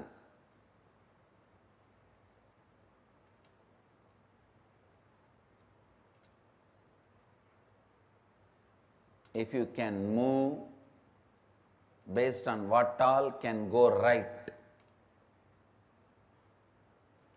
I am not saying don't look at what all can go wrong. You may not need to look at what all can go wrong if you look at what all can go right intensely. Looking at what all can go right,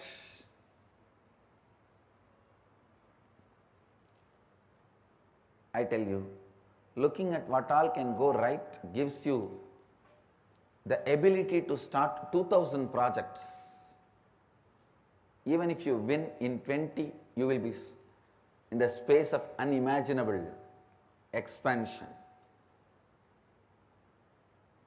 The mind which looks at what all can go wrong will not even move to the second project. People constantly say, from morning I was making this call, this. Understand, even when you are doing some action, is your worrying pattern keeping quiet? Is your lust pattern keeping quiet? Is your fear pattern keeping quiet? Even when you are working, doing your work, all the three are functioning. Same way, instead of lust, fear, worry, why can't your planning, celebration, gratitude function?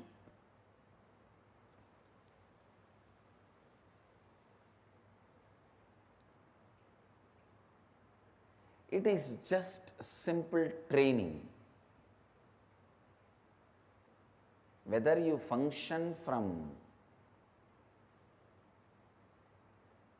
fear, lust, worry, or function from planning,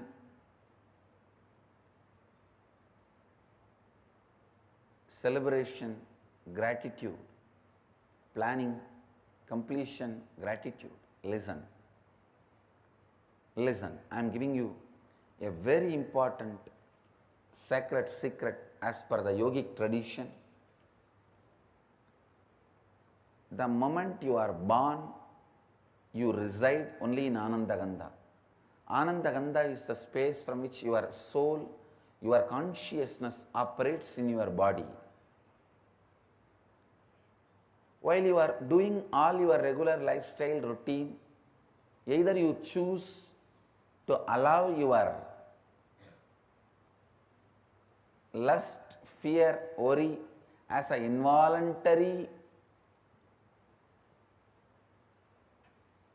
habitual function, or you can voluntarily build planning, completion, gratitude. Either you can allow involuntarily lust, fear, worry, or planning, completion, gratitude. It is just consciously building, but don't tell me the worst lie. I was busy in this, so I could not do that. You have multiple possibility and multi-dimensional. You are multi-dimensional by nature. While you are working, if you are not planning in a multi-dimensional way, you are worrying or caught in the lust and fear. Be guaranteed about it. This truth needs to really get into your system.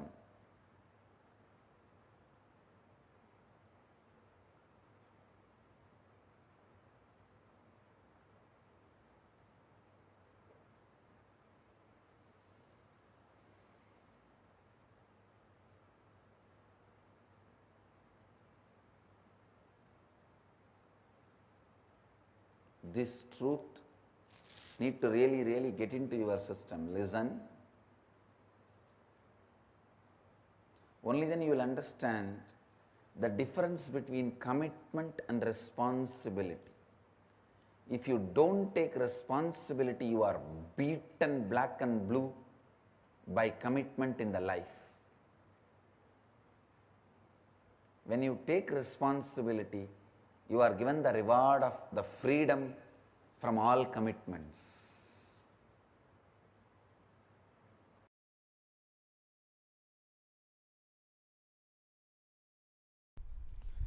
Cosmos works neither on communism nor on capitalism. It works on responsibilism. What is the responsibility you take in life? What is the context you set for yourself in the life? Based on that, he manifests. That's all. He manifests based on that. So the whole Sadashivatva is manifesting for the people who decided to do his work as not just first priority, only priority. See, first priority is different, only priority is different. Because they decided it as only priority, the manifestation becomes totally different, altogether in a different scale. Understand, my initiations are same, I am same for everyone. It is based on their context they receive and they manifest.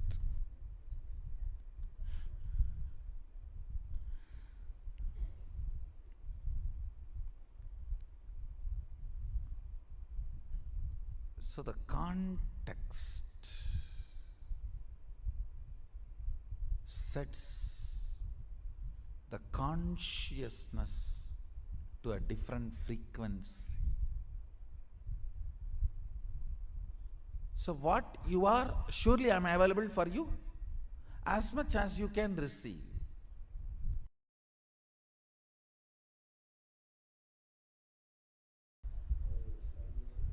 The more power manifestation, more divine you become. Understand? Shakti comes with buddhi. Only siddhi comes without buddhi. Shakti is mother, siddhi is stepmother.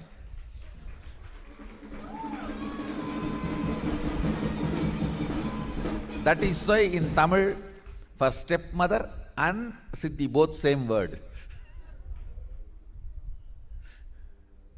Siddhi is chitti. Shakti is mother. Understand?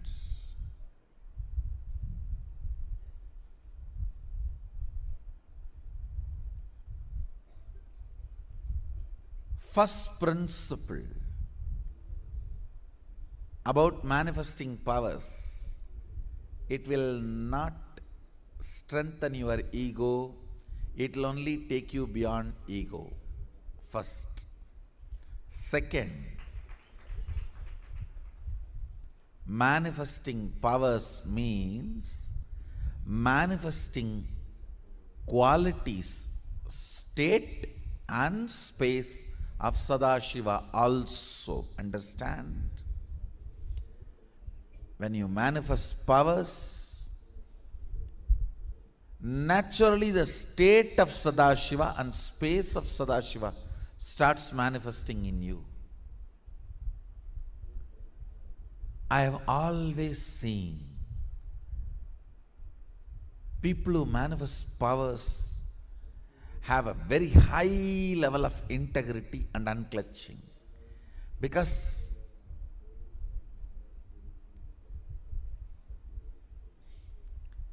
if they do not maintain that too, the power manifestation will stop. Understand?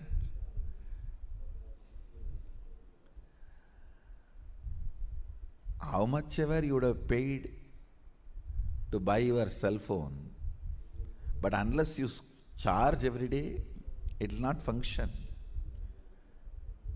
How much ever you may manifest powers, unless the integrity of your life is maintained, it will not manifest. Actually, when you manifest powers, automatically the frequency of your integrity increases. The trust in integrity, trust in authenticity starts increasing. The reasons why you don't live a life of integrity is powerlessness. That starts melting down. With more and more power manifestation, powerlessness goes away. You become more integrated, more authentic. The second principle of power manifestation, listen carefully. Shakti comes always with buddhi. Means more power manifestation, more integrity. More power manifestation, more unclutching.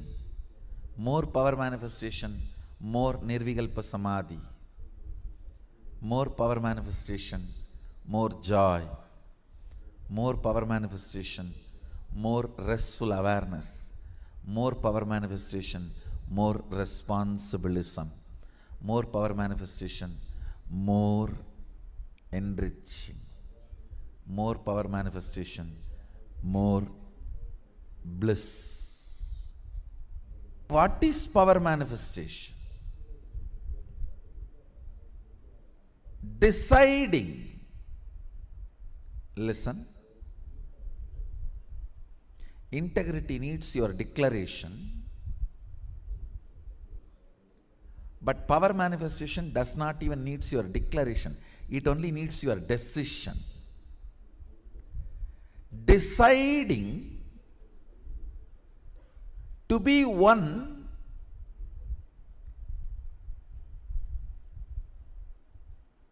with the original source, Sadashiva, which is you, even when you don't understand.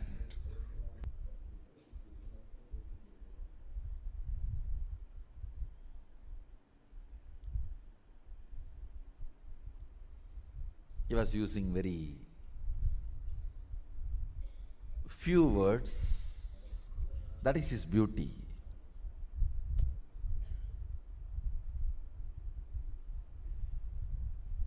Just with few words, he will make that click happen. You know. First he was trying to tell that everything is one.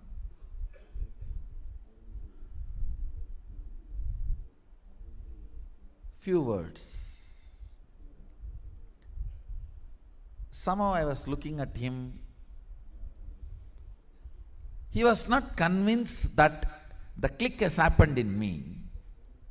And many times both my gurus, Kuppammal and Vibudanandapuri and Yoganandapuri, both have tried to explain Advaita to me. Annamalai Swamigal even used to read out Ribu Gita. Annamalai Swamigal was one of the enlightened disciple of Ramana Maharshi. Used to read Ribu Gita in Tamil. But somehow the click never happened.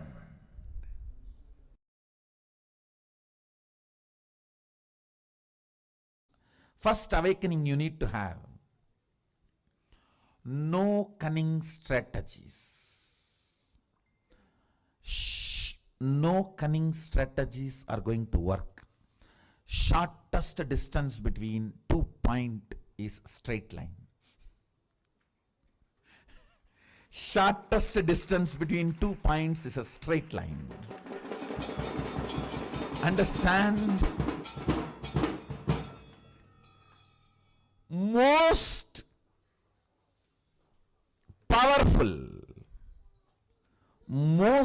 powerful strategy for manifesting wealth is integrity. Most powerful strategy. If you want 2-digit, 3-digit level money, maybe 1 or 2 lakhs or 1 or 2 crores, then cheating, stealing, all that may work. Robbing the bank, all that may work. But if you are really interested in living with wealth forever,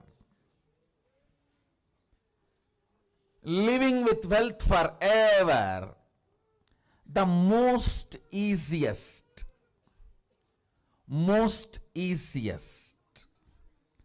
and the right strategy is integrity.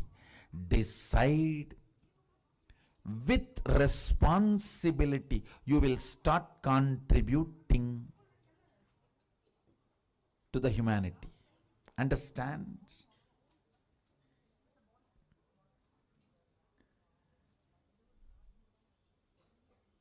Manifesting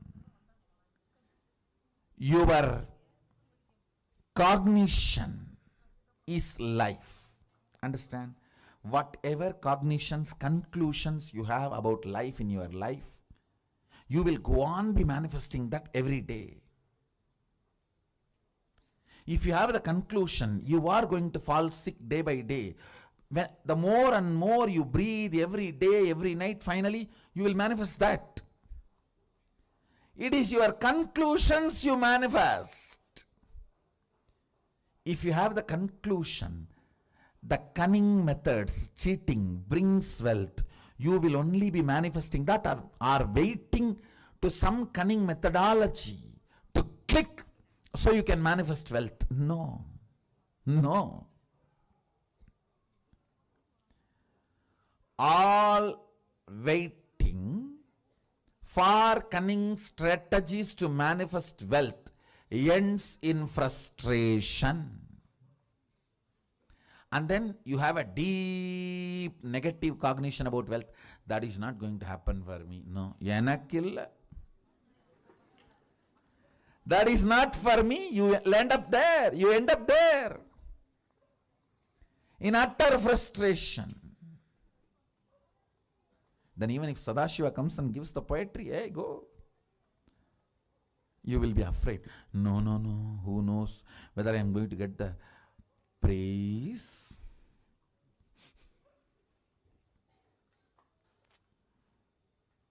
Or beating? Listen. Listen to this. Fundamentally,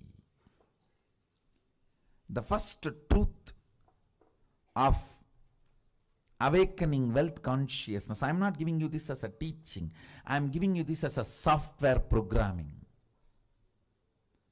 Just internalize and come to this conclusion, that's all. You don't need to practice it. Anything. You need to practice. Practice is a 4-letter word for me. Coming to conclusion is all I ask from you. No belief, no faith, no. Coming to conclusion, integrity. The first cognition you need to have. The first conclusion, I request you to arrive. No cunning strategy will manifest wealth in your life. You may grab little currency through cunning strategies, but it will never become wealth of your life. I tell you, I am traveling all over the world. I am seeing all the culture, country, every background beings. Still now, I have heard at least about thousands of types of lotteries, but not seen a single man who has become permanently wealthy, rich by a lottery. Understand? I have not seen a single man who really became wealthy, stayed with his wealth through a lottery. No. That's the most funny thing. Then what is happening to all the big lotteries going on? The economy Sadashiva is teaching is neither capitalism, nor communism, or socialism. It is responsibilism.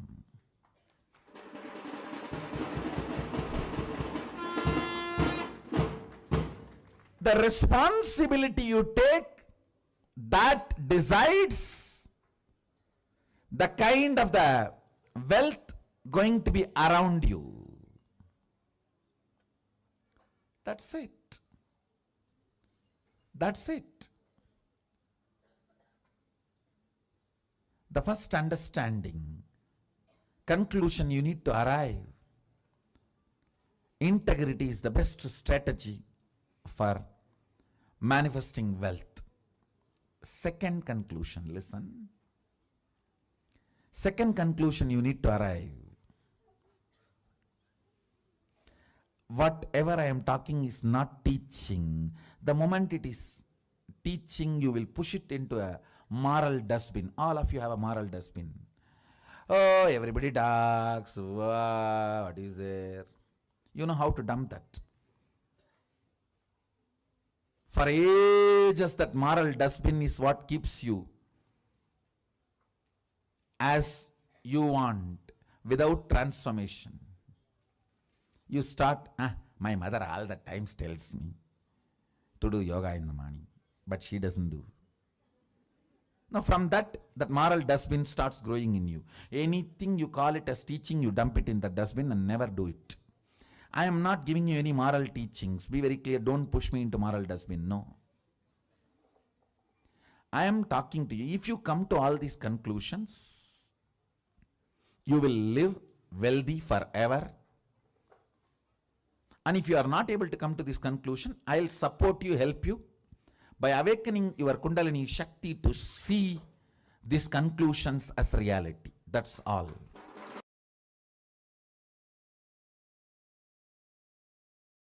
Please internalize it. The first truth. Anything which is truth strengthens you. Anything which is overlapped on the truth, believed, whether it creates greed in you or fear in you, weakens you even while you are believing. Not only after you are disillusioned, even while you are believing, it weakens you. Please listen. Anything which is truth goes on strengthening you, even while you are working with it, while you are practicing it. The great truth, Nithyanandoham, Shivoham, I am the ultimate possibility. When you work with this truth, Understand, when I say I am the ultimate possibility, I mean you are the ultimate possibility.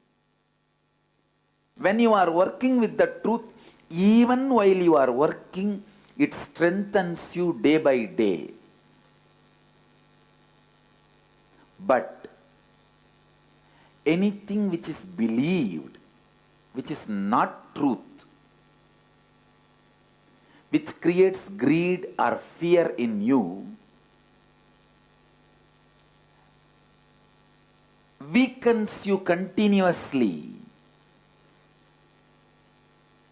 even while you are believing it, not only after the disillusionment. After disillusionment, you will completely feel powerless. You will feel deprived, cheated. You lost, you wasted.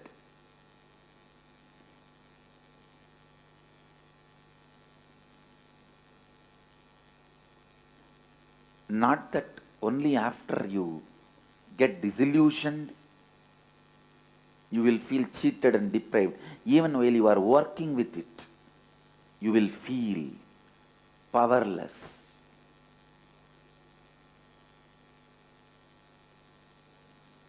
Shivoham, deciding to work with the truth, Shivoham. Please understand, this truth you can't just believe and keep quiet.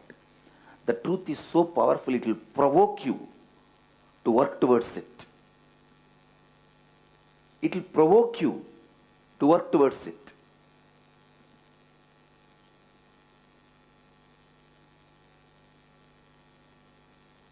Truth uttered by the right person, listened by the right being, provokes you to work towards it. It can never be one more sermon. No. Satsang is not sermon or discourse. After the discourse or during the discourse, you can be sleeping. Continue to be in slumber. But satsang provokes you. Neither during nor after you can be in slumber and sleeping. It provokes you. It awakens you. That's the right word I should use. It awakens you. While you are working with the truth, Shivoham, even while you are working, you have to take the responsibility for it. Don't expect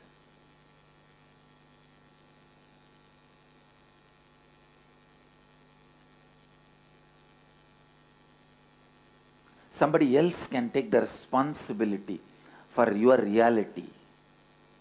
If somebody else takes the responsibility for your reality, it will never be your reality.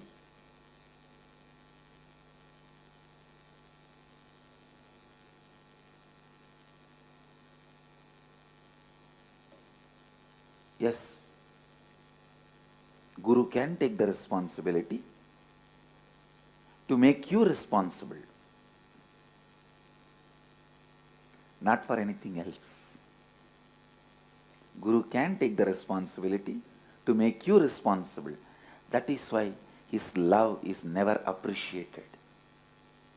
His love is not the cozy, comfortable feeling you felt in the name of love in your life when you were young. The pattern you believe as love. You cry and your mom rushes you and gives you food or candy. Your dad rushes to you and gives you some sweet and toys, whatnot. Your aunt brings you clothes. Your uncle brings you gift. What you believed as a love, the pattern of action, reactions which you believed as love, you will not experience from Master. from an enlightened being, the love he radiates makes you like him. That is why you constantly feel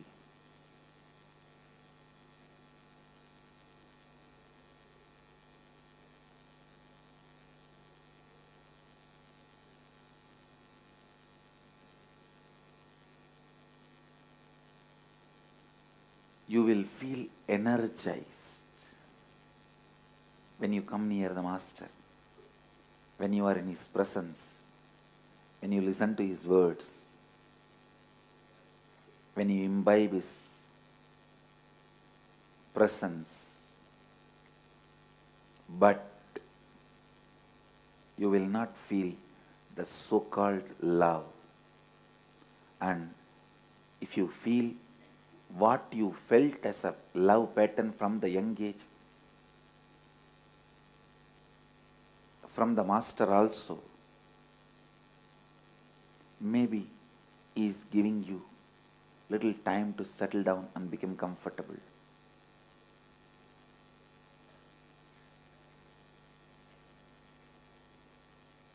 I do play the role of a father, mother, aunt, uncle for few days till the transition happens for you. You need to move from that to this, but not more than that. My love will make you responsible for the great truth of Shivoham.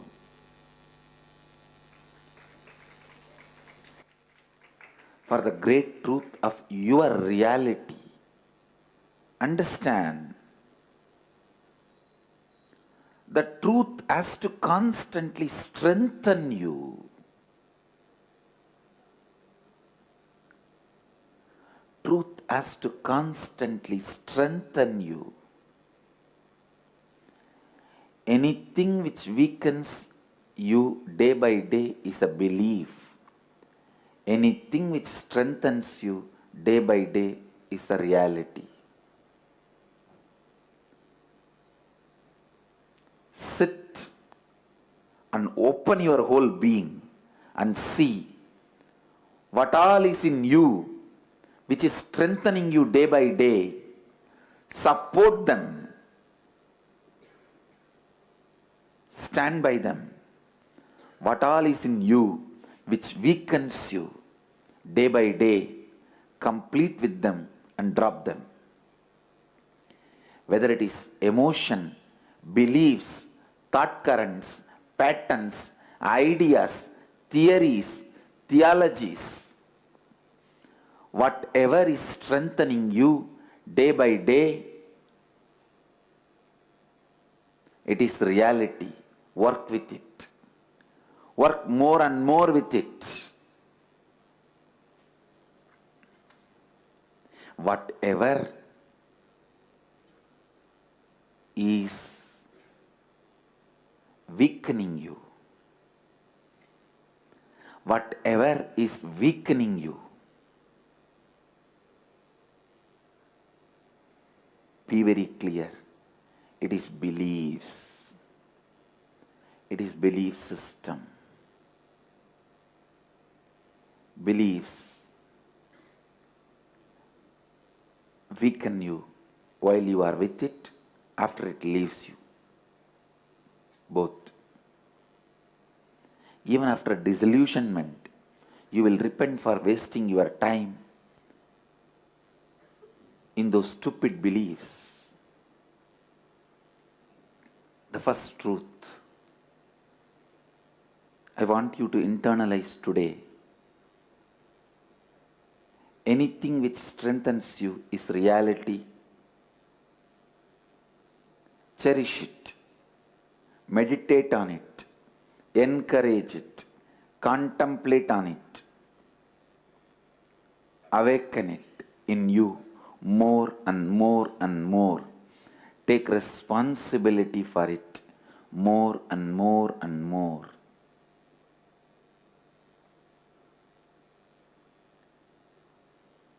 Anything which weakens you,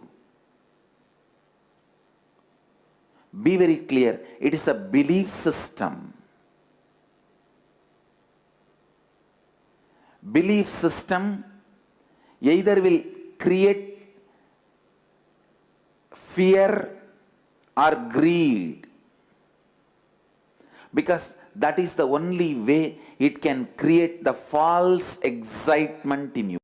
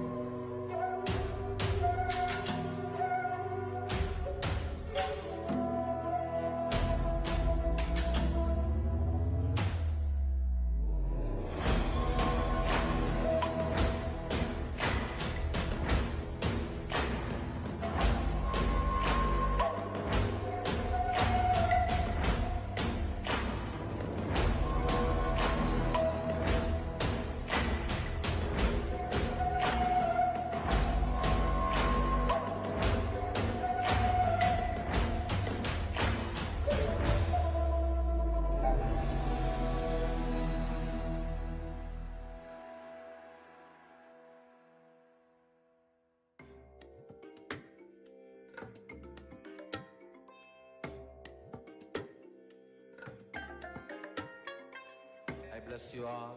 Let you all open all your three eyes and manifest the powers of Mahasudashiva. Om Nithyananda Paramashivoham. Om Nithyananda Paramashivoham.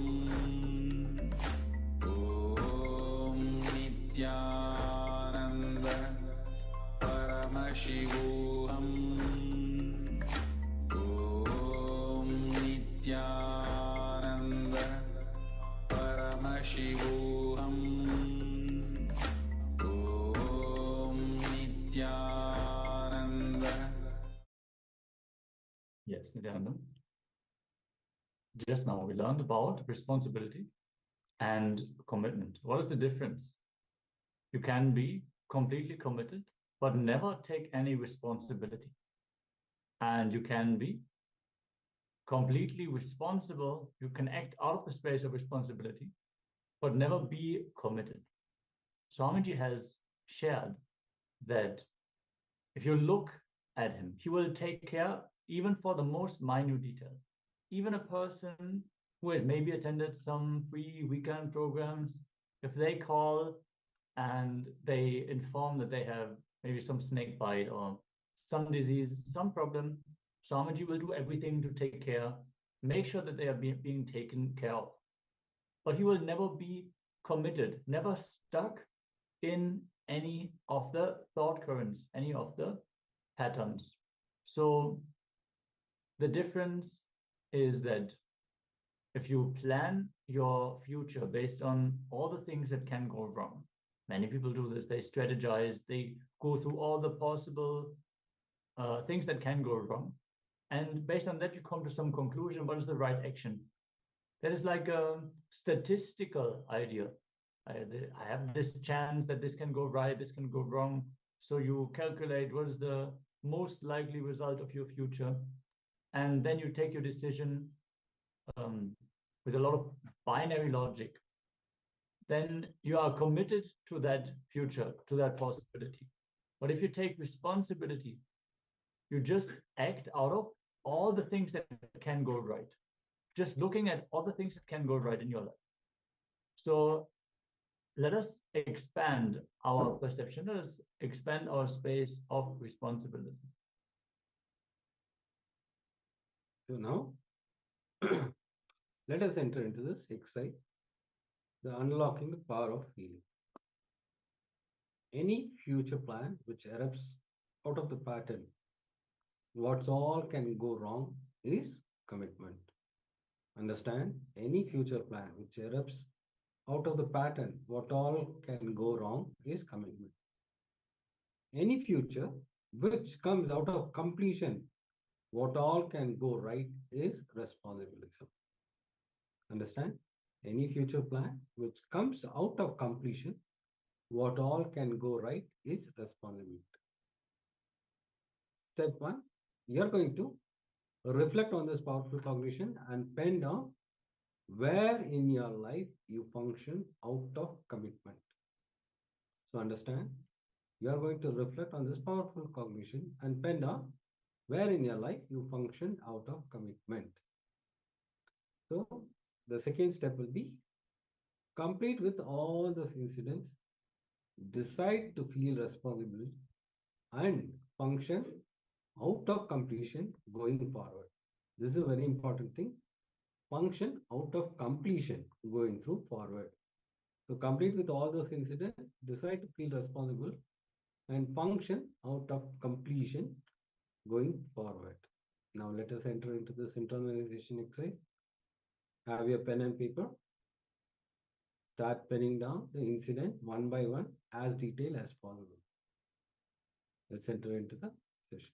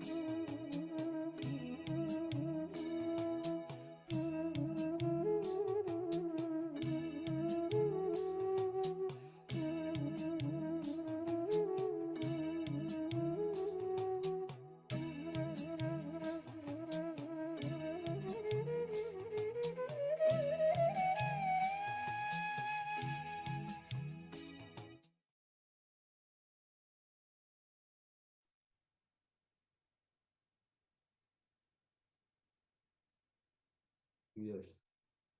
You have finished the exercise. We'll go to the next session.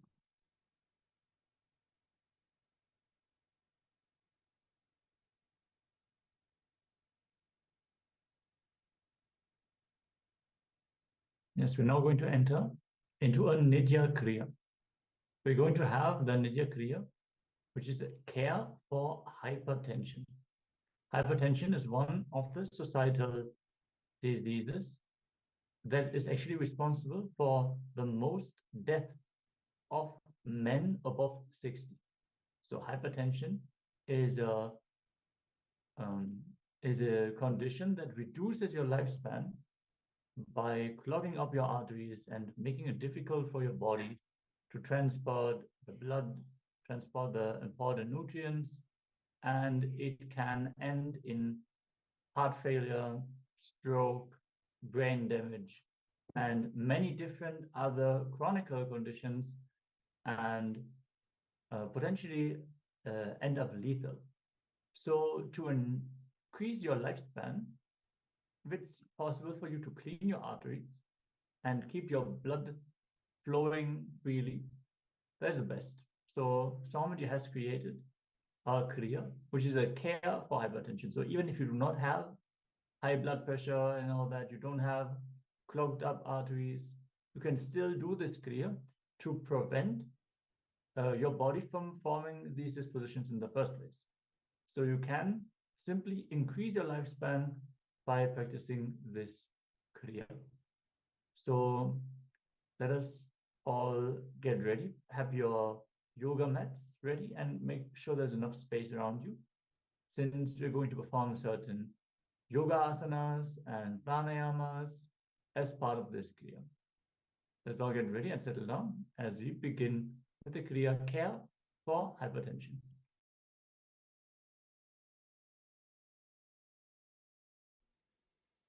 Very easy but powerful process.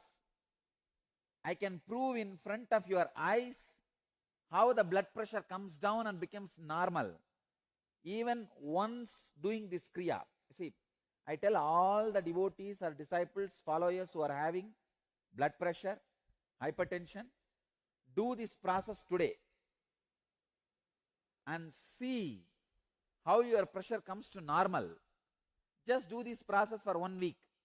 You will see naturally the pressure will be normal. Talk to your doctors, you can stop medication.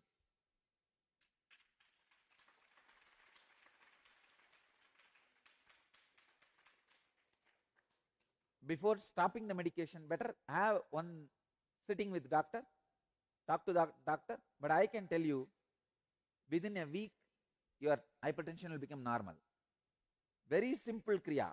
The whole Kriya will take maybe maximum 10 minutes, not more than that, just 10 minutes. But I give you the 100% guarantee, hypertension will become normal. It may be any level. Even if it is 150 by 100, it will become normal, because the setup, the process, the pattern through which I am making your hypertension normal is from the biomemory level, not from muscle memory. From biomemory, from the depth of your being. The first step, Mritasana in Chinmudra. Mritasana means corpse posture. Let me describe.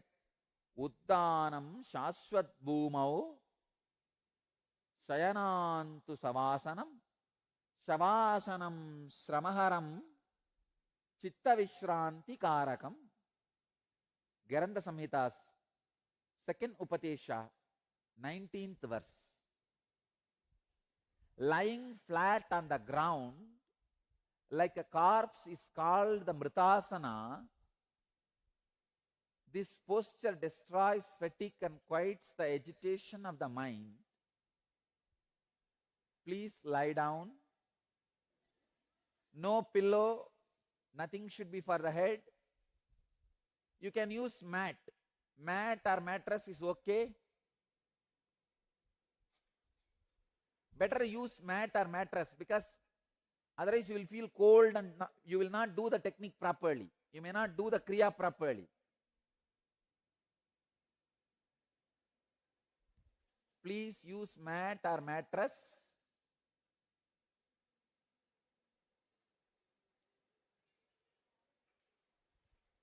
If you feel cold, you may not do the technique. That's why I'm saying mat or mattress. Okay. Next step. Lie down in such a way that you don't kick people. You are not getting blessed by somebody else.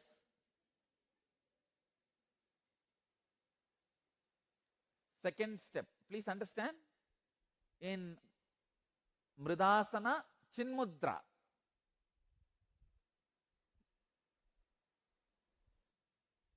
See, if it is some complicated posture, I can tell no. I can understand. You can say that, oh, I can't do this, that. Mritasana and Chinmudra. Chinmudra is bring your index finger to your thumb. This is Chinmudra. Understand? Next instruction. Uddiyana Bandha. All of you know Uddiyana Bandha. Contract the bowels equably above and below the navel towards the back so that abdominal viscera may touch the back. Hold like that in Uddiyana Bandha as long as you can. When you can't hold anymore, relax. Do this Uddiyana Bandha lying down 21 times.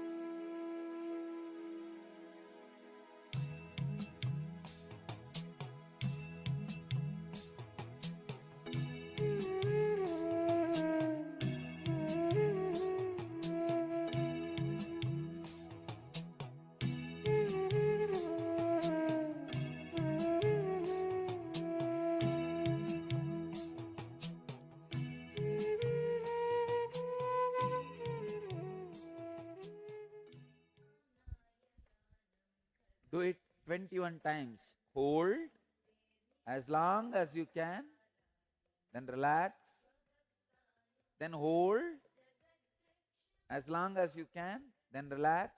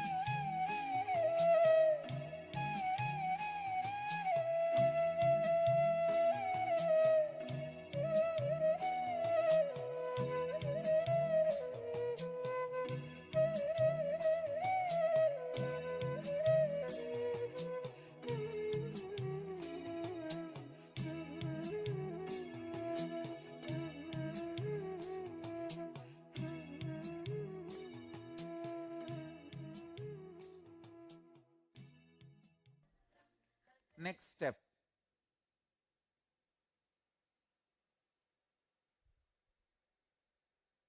Jalantara bandha. Listen. Contracting the throat, place the chin on the chest. Means lock the throat.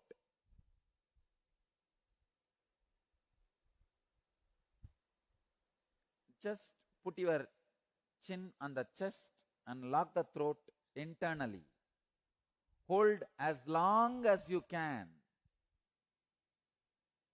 And exhale slowly when you feel you can't hold anymore. Do this again 21 times.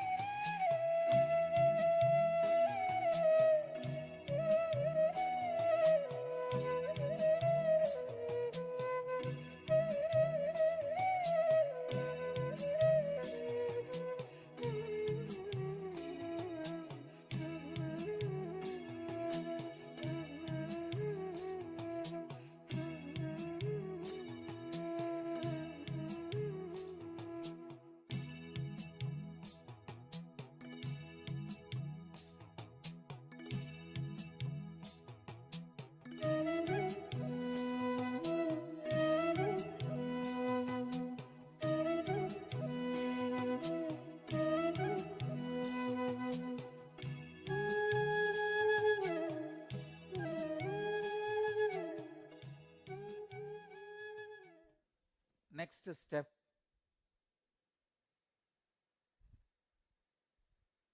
Muktasana. Please sit in Muktasana. Place the heel at the root of the organ of generation and the right heel above that. This is the way. Please understand.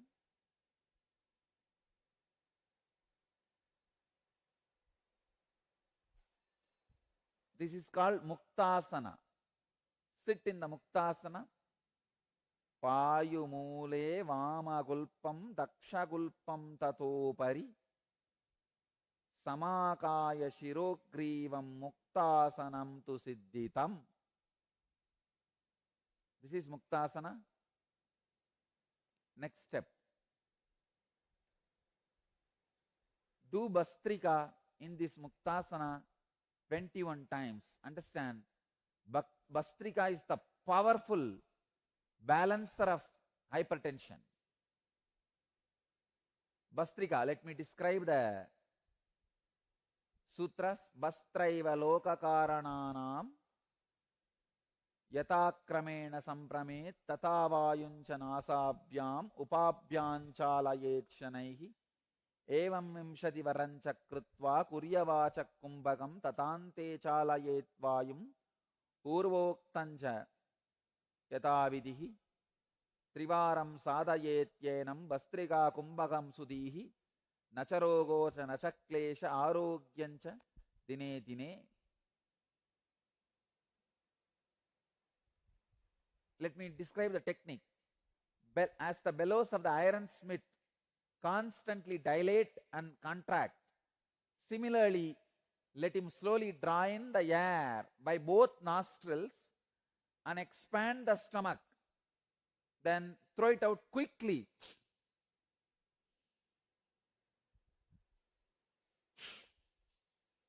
Inhaling should be very, very slow. Exhaling should be fast and quick. Do this 21 times.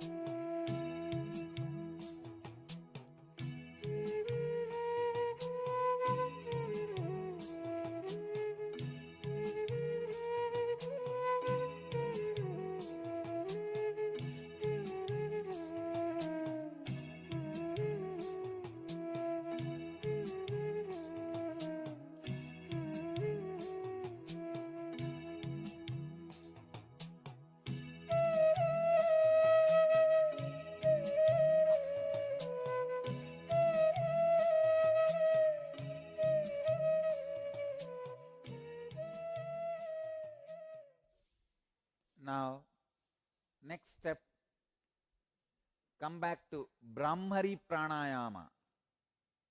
Ardharatre kate yogi jantunam shabda varjida. Varjide karanao pitaya astabhyam guryat puraka kumbhakam. Shrunuyat dakshine kame nata mantartakam. Nata mantargatam.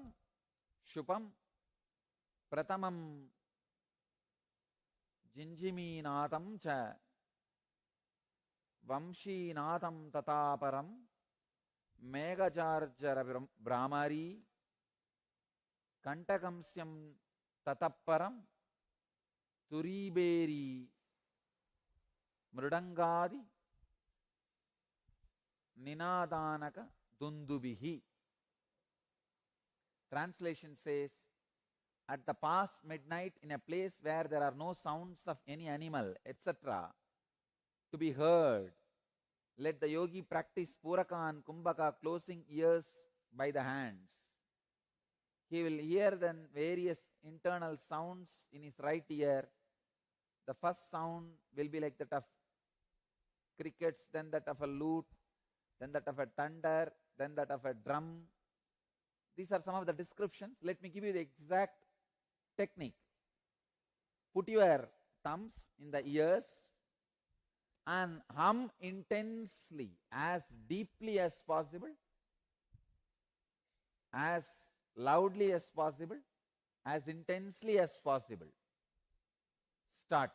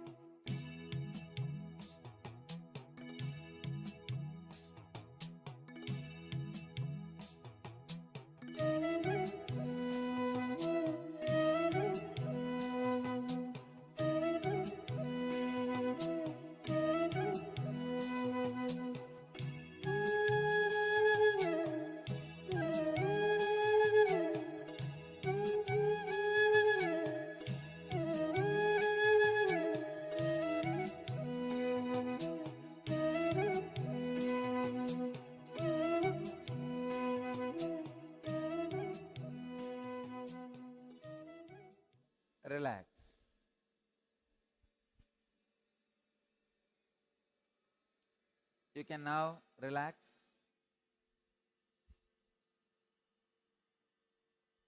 Stop.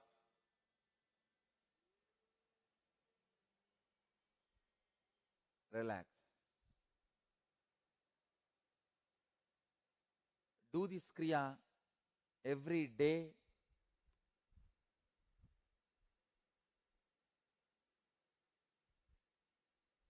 At least once.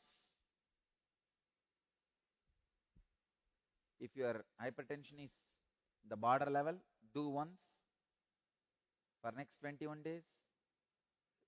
If it is in high end, higher side, like 150, 100, that side, do at least twice. It will completely heal your hypertension. Let you all achieve, experience, live, express, radiate, and share the eternal bliss. Nithyananda. Thank you.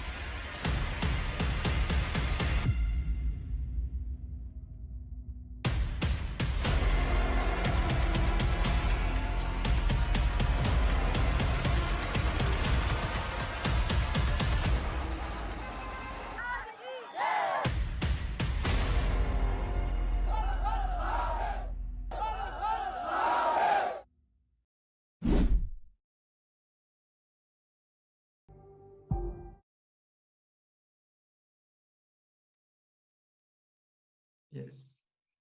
Nithyananda, all of you. After this powerful Kriya, care for hypertension, we're now going to get ready. I hope all of you are present and available for the session, as we are going to learn about the last of the 4 tattvas, including a short meditation. We're going to learn about the tattva of enriching. Enriching is operating from the cognition that others are a direct extension of you. So when you are contributing to yourself and others, enriching yourself and others, then you are establishing yourself in the highest truth, which is Paramadvaita. As long as you cognize yourself as someone separate, something separate from the rest of the world, you'll not be able to enrich completely. But enriching itself is the direct pathway to manifest Paramashiva, to manifest the ultimate realization. So let us all get ready to receive this truth from Swamiji and enter into this meditation as well. If you have any questions or doubts about any of the previous processes, you can always let us know. We are more than happy to answer any questions that you might have.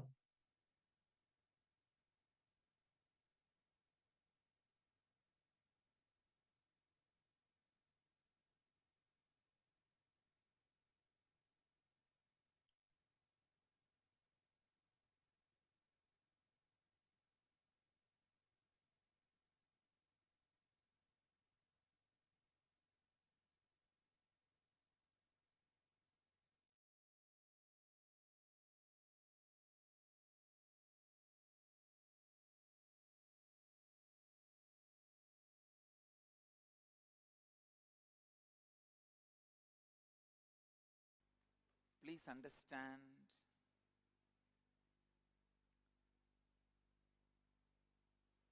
only when you reproduce the intense experience of you in others, the enriching happens. And I tell you, only when you enrich, the dark corners of your mind, unconscious parts of your mind gets solidified. Listen.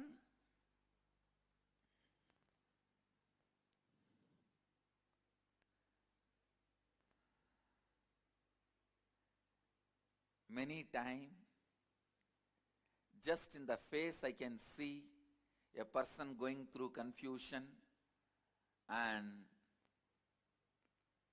suffering. Unfortunately,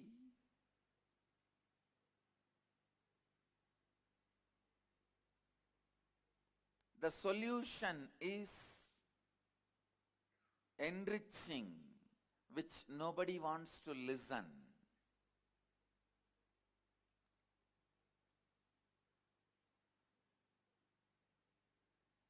When you enrich other human beings, all the struggle you face in them is all the struggle your own unconsciousness carries.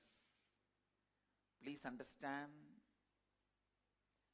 when you enrich somebody and made them sannyasi, only then you are a real sannyasi. Because all the problems they face is nothing but the problems of your unconsciousness. If you can answer all their problems and questions, only then you answered all your unconscious problems and questions.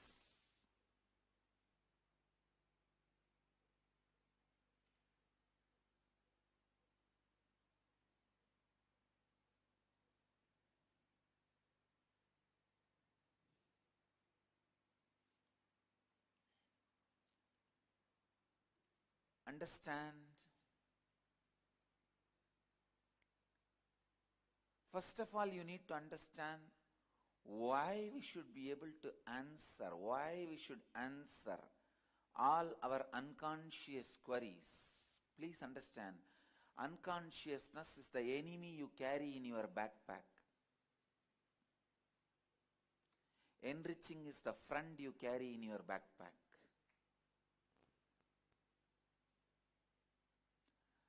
Unconsciousness is the enemy you carry in your backpack. Any moment he may attack you. Any moment he may put you in depression. Any moment he may destabilize you. Unless you kill your unconsciousness. Unless you destroy your unconsciousness.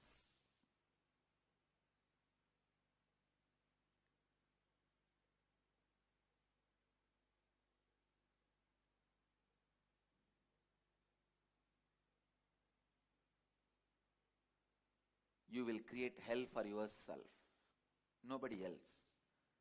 You can't create hell for anybody else. You will create hell for yourself.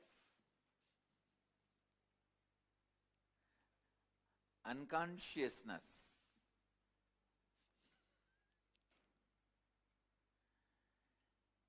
understand attacks you when you least expect.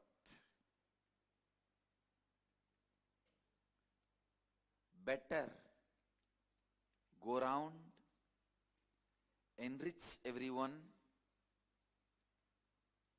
so that all your unconscious questions are answered now itself. It is like voluntarily facing your unconsciousness.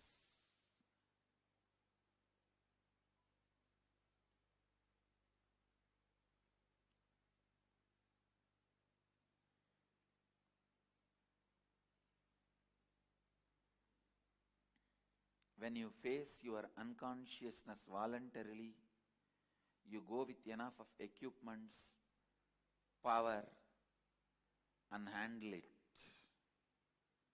When you face your unconsciousness, suddenly you will unfortunately associate yourself with it. Please listen. This is a very important statement. When your unconsciousness erupts out on its own, Unfortunately, you associate yourself with it, then you are gone. You lost the game. When you face your unconsciousness voluntarily, you will not associate yourself with it. I tell you, the difference between you associating yourself with your unconsciousness and you not associating yourself with your unconsciousness is a small difference, like whether Krishna is in your side or not.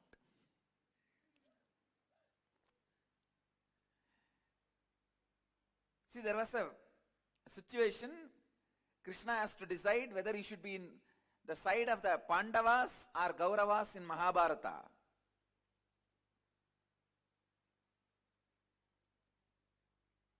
That 1 second, that one decision would have changed the whole history of Mahabharat and Bharat. If he has sided Kauravas, I tell you, it is not that Kauravas are worse people than Arjuna. After listening to the whole Gita, I can say very clearly, Arjuna was only socially moralistic. Consciously, he was equal to Duryodhanas. If the same Gita was delivered to Duryodhanas, all the 100 of them would have become Arjunas, enlightened. The whole story will be different. Understand, there is nothing special with Arjuna. I can boldly tell you. He may be socially good,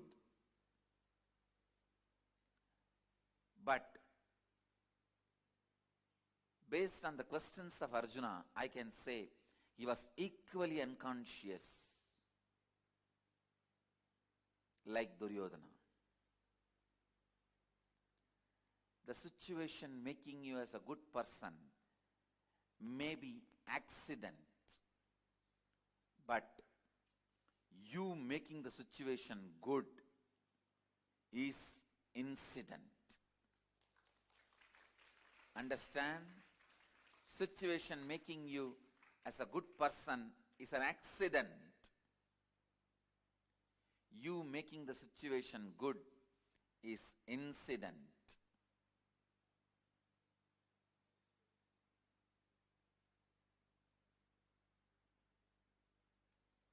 The one decision whether Arjuna is going to have Krishna or not, whether Krishna is going to side Arjuna or Duryodhana, that one decision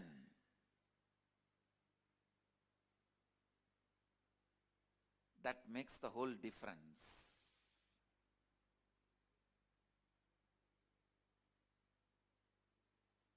Understand? Your whole life is nothing but Mahabharata. In your life of Mahabharata, the victory or failure is going to be decided. Who is going to win? Whether you or your unconsciousness is going to be decided only based on which side you are going to side. Listen. Whichever side Krishna sided would have won the game. If he sides Duryodhanas, he would have won the game. He knows what to do.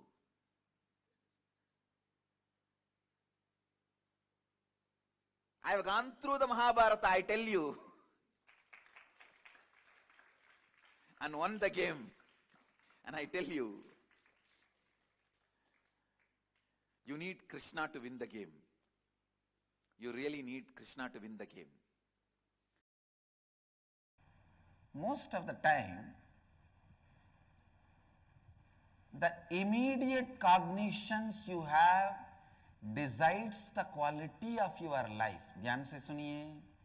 Please listen. The immediate cognition you have decides your life.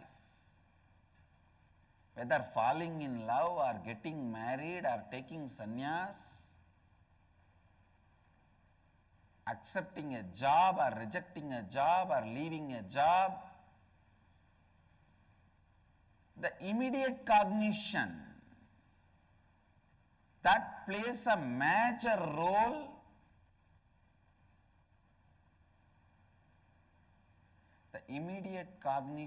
plays a major role. Listen. The immediate cognition plays a major role. I wanted all of you to listen to this word once more. Immediate cognition plays a major role. I am repeating it 3 times.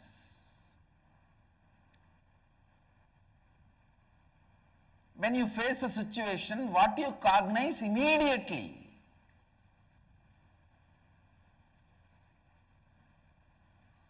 Sometimes you slowly think, rethink,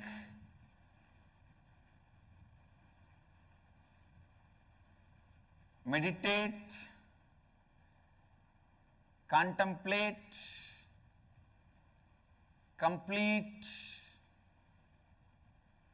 You do all of that and then come to certain cognition. But please understand, your decision is going to be done only by immediate cognition. Your contemplation, thinking, everything may influence your decision, but that itself will not be decisively decision making.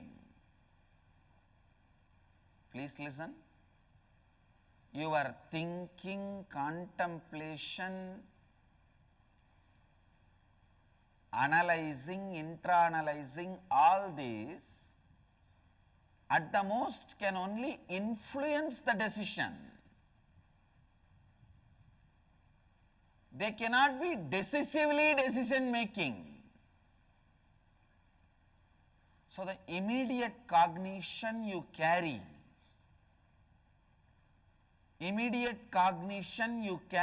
plays a major role. Please understand, in the inner awakening, I am giving you the right immediate cognition.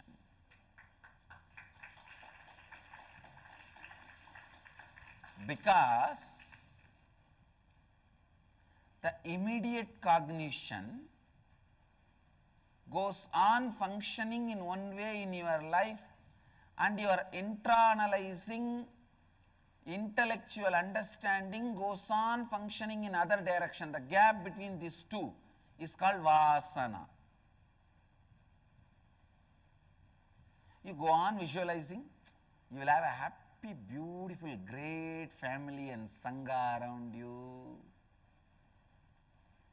joyful employees, employers around you.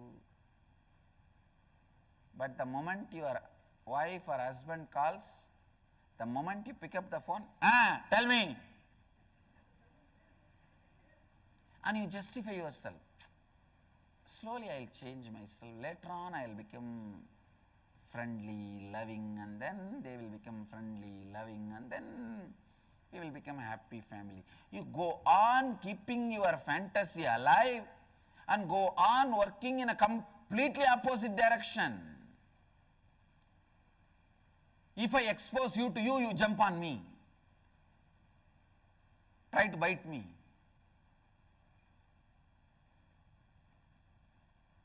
The vasana, in Sanskrit we have a beautiful word, samskara, vasana.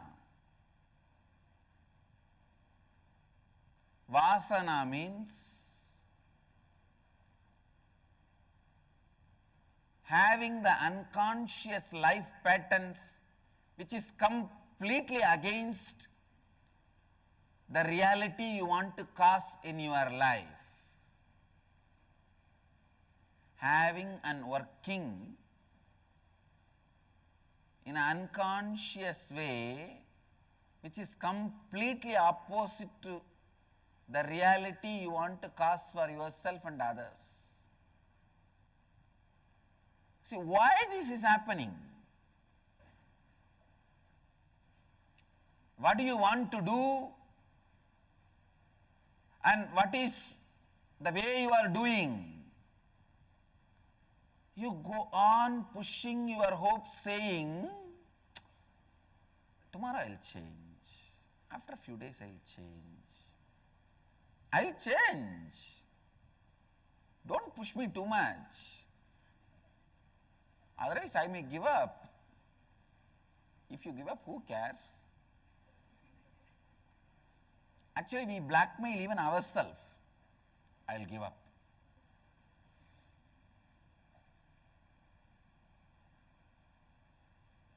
I wanted to give them the new name, self-blackmailers. Self-blackmailing is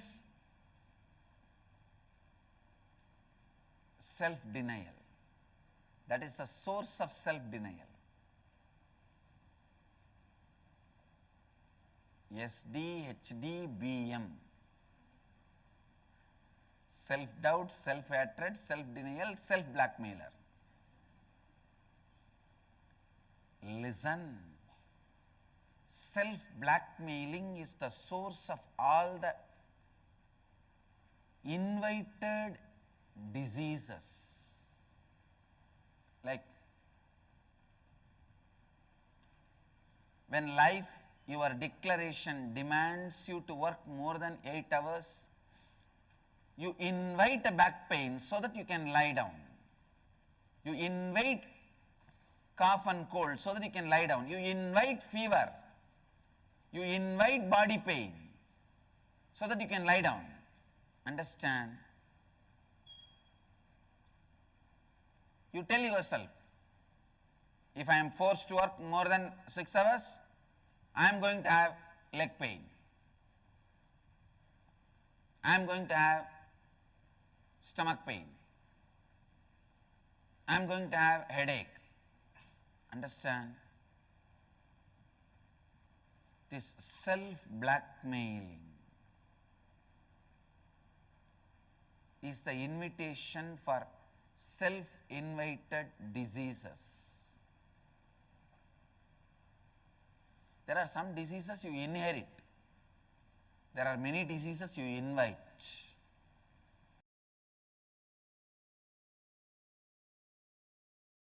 The depression of Arjuna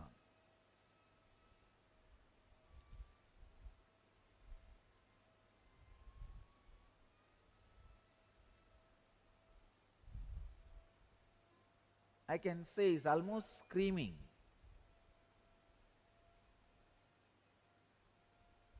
So many verses he is screaming, but Krishna is completely silent. He is there, he is there, he is there.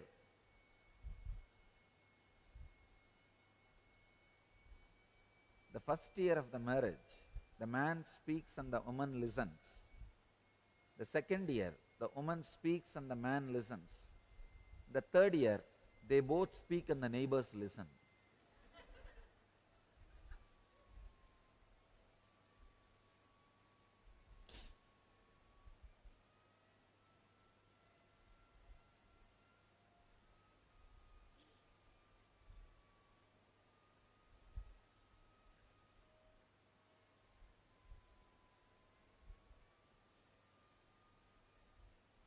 I think Arjuna is speaking, but Arjuna is not seeing any reaction in Krishna's face that Krishna is listening.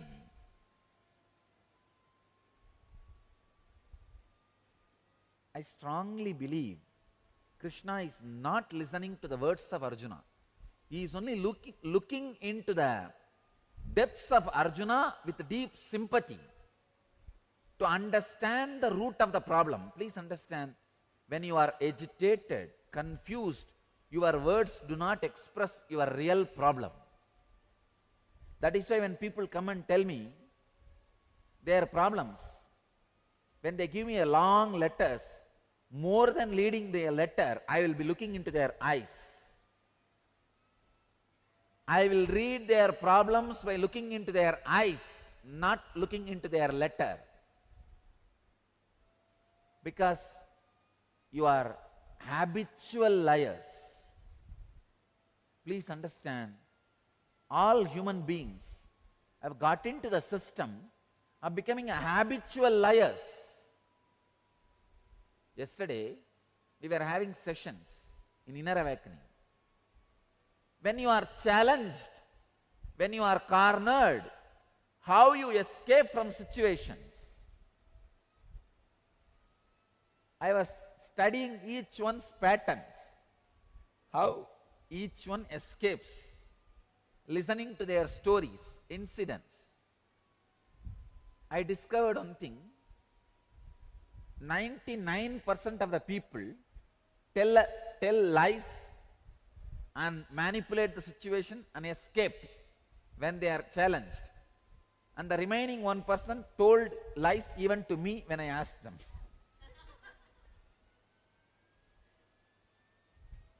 When you are cornered, when you are challenged, you immediately get into the mode of telling lies to manipulate the situation, to exploit the situation and escape from the situation. Understand,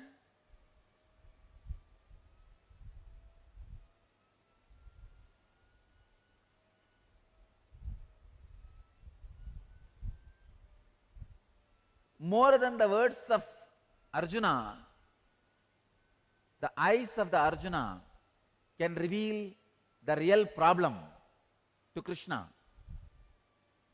More than the letters you bring, what you bring in your eyes will show your real problem to me. That's the reason usually I look into the eyes.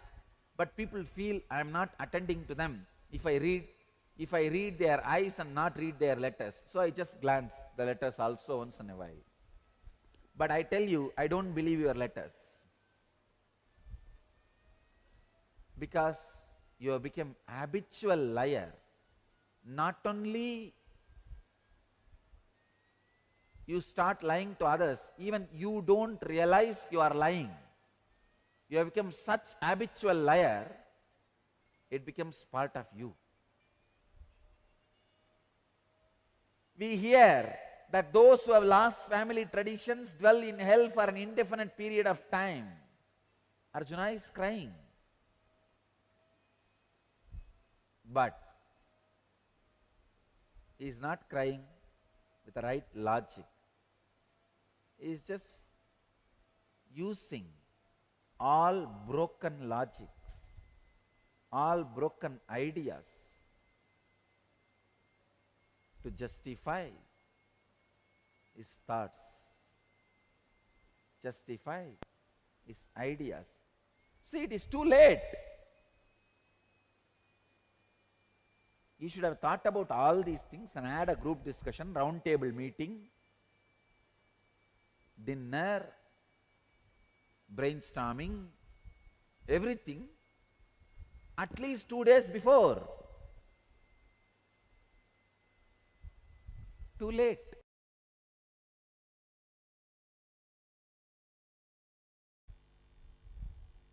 Patanjali is taking us beyond enlightenment.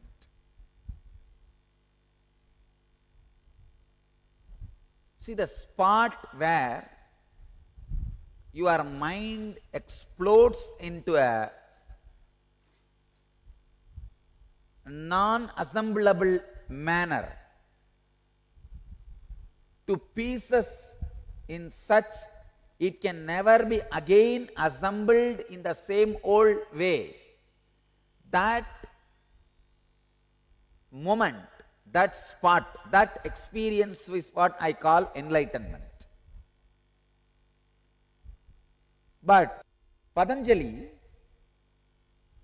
takes us a step deeper, step further,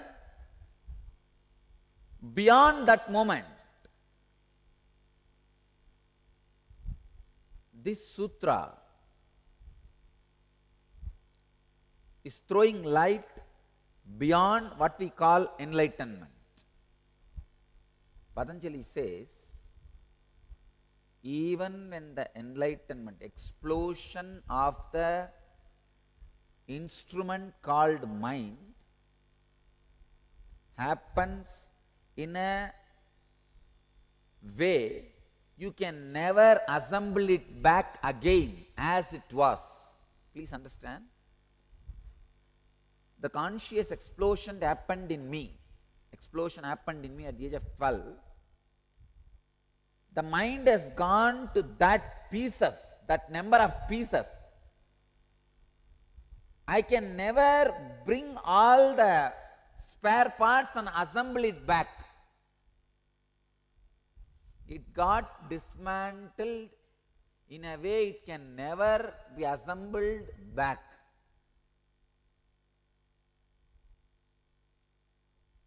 It's like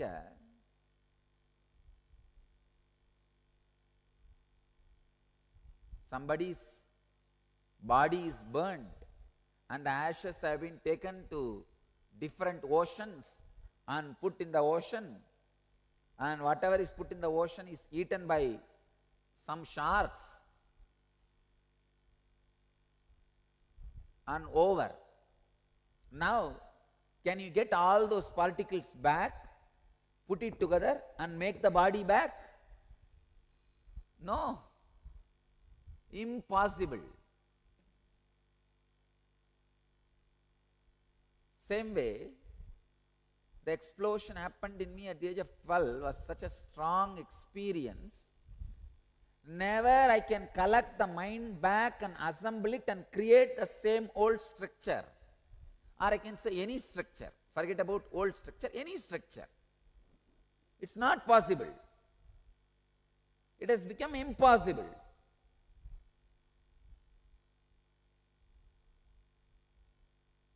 But things does not end there. It is not final. That experience where there is no mind, that is where life starts. So the life continues to flow in that ultimate explosion. I can say every moment the explosion goes on and on and on and on and on. Enlightenment is a constant happening. It is like an atomic reactor. Your body becomes an atomic reactor. Constant explosion goes on and on and on and on and on.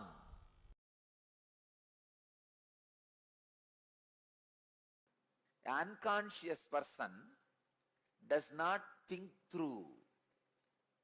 So whatever is the flow of life for him is crime for society. For a conscious person, whatever is flow of his life, like he wakes up, morning he goes to the job, works in his office, goes for lunch, comes back again, works in his office, comes back to sleep.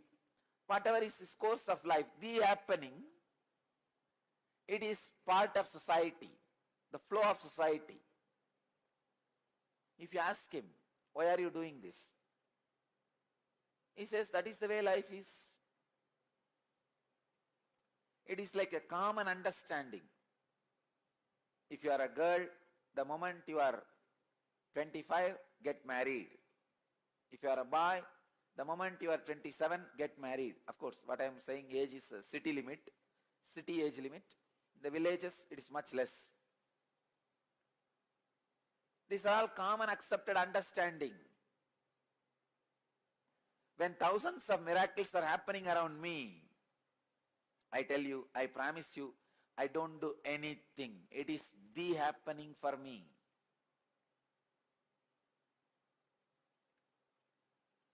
People come and tell me, Swamiji, I came to Kalpataru. I did not have kids for 20 years. I asked your blessings. In 1 year I am having the child. I am so happy. When I see the surprise in their face, I understand. So you fellow, you came without any trust or faith. That is why you are surprised. Because when people come and tell me, I don't get surprised. When you come to Kalpataru, when I am in that samadhi, whatever I say naturally comes true. It is the happening for me. What is there in that to be surprised? But when these guys are surprised, they think I'll be very happy. See, I don't take myself for granted. I enjoy the devotion component of you reporting. When you come back and report to me, I did not have a child for 20 years and you blessed me in the Kalpataru, now I have a child. Your gratitude component I enjoy. There is a gratitude part in that. That I enjoy. But the surprise part I don't enjoy. Understand? I never enjoy the surprise part. It means what?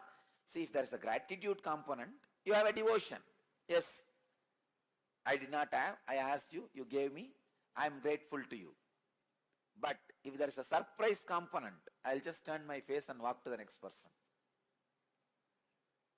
Because I don't feel surprised. But when you come back and report, when I see gratitude, I'm very happy.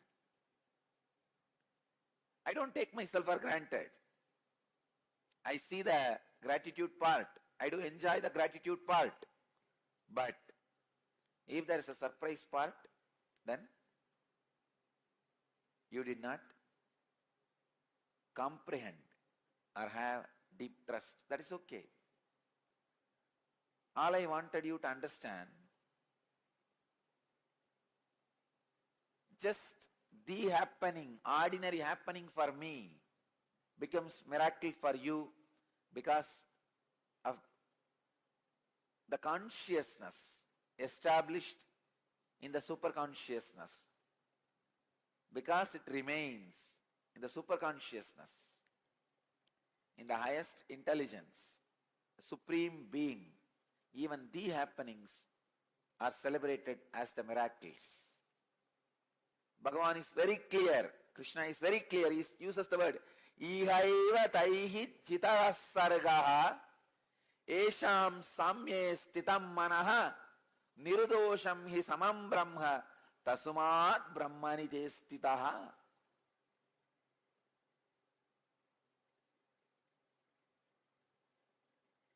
Here in this world itself, the nature is surpassed by them whose intelligence remains established in Supreme Being. See about Trinyana Sambandhar, 292nd Guru Maha Sannidhanam asked me a question in Akashic reading. He put a question to me in the Akashic reading for Kalabhairava. What all miracles Jnana Sambandha Swami did? The Akashic reading I read out 78 times he broke the nature, law of nature, science and law of nature.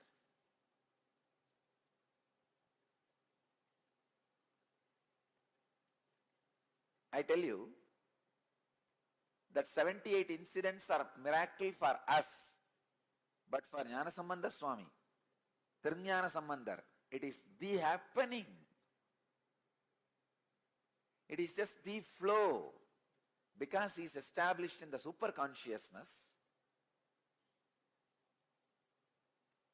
the nature is surpassed by them whose intelligence is established in Supreme Being. Ihaiva taihi chitaha sargaha yesham samye stitam manaha. 78 times nature would have tried to cross him and he crossed it. That's all.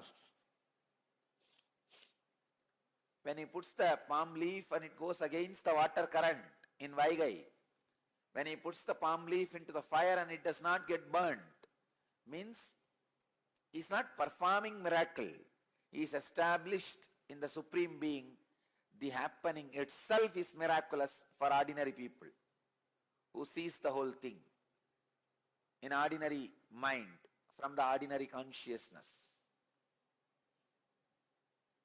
Understand? Now, this is the sutra for all of you.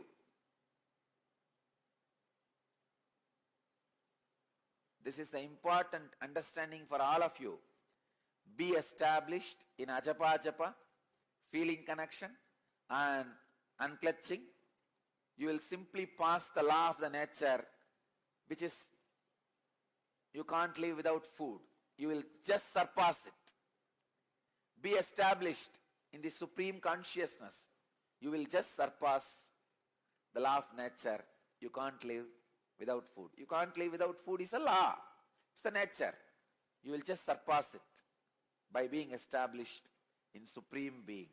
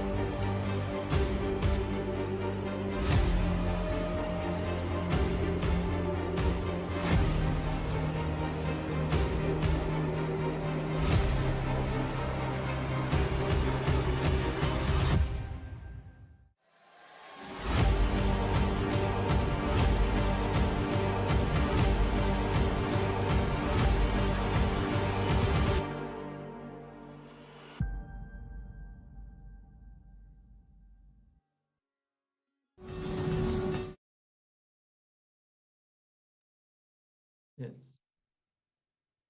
We learned about the tattva of enriching, how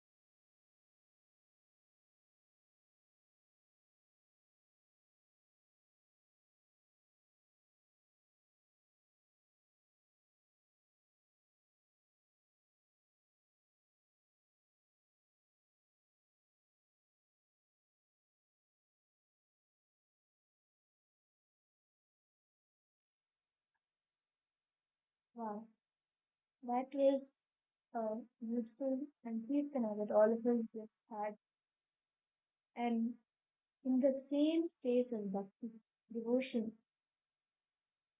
each and every one of you have a chance to make that Paramashiva bhakti into Paramashiva jnana and even make it into Paramashiva vijnana. And that opportunity that each and every one of you have is the Paramashiva Sena program. By attending the Paramashiva Sena program, you can make your Paramashiva Bhakti into Paramashiva Jnana and finally, ultimately, into Paramashiva Vijnana. As Swamiji said, Paramashiva Vijnana is Paramashiva, Swamiji, knowing you. He himself, Swamiji himself will know you. And the Paramashiva Sena program, the becoming Rajya Sabha member of KAILASA is an opportunity that you should not miss for any reason. And this program, it's like first, it's one program, the in-house program happening after 5 years. And Swamiji himself is attending to each and every person. Each, like literally, Swamiji is there 24 by 7. 24, not even 24 by 7. Literally, 24 Swamiji is there. Swamiji is making himself available in the Paramashiva Sena program for each and every one of us. And you can become a you can become a part of the Paramashiva Sena, a Rajya Sabha member of Kailasa by attending the program. You can experience the Paramashiva Vijnana, where Swamiji himself will know you. And understand this program, right? Like it is literally conducted and guided by Swamiji himself.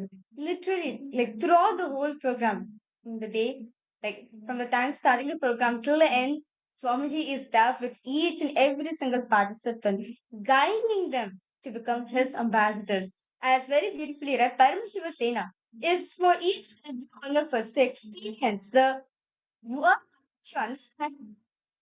And so it's like all of us, it's like a training ground for all of us to radiate Swamiji himself, manifest Swamiji in each and every one of us. I want to thank all the participants and all the viewers live right now.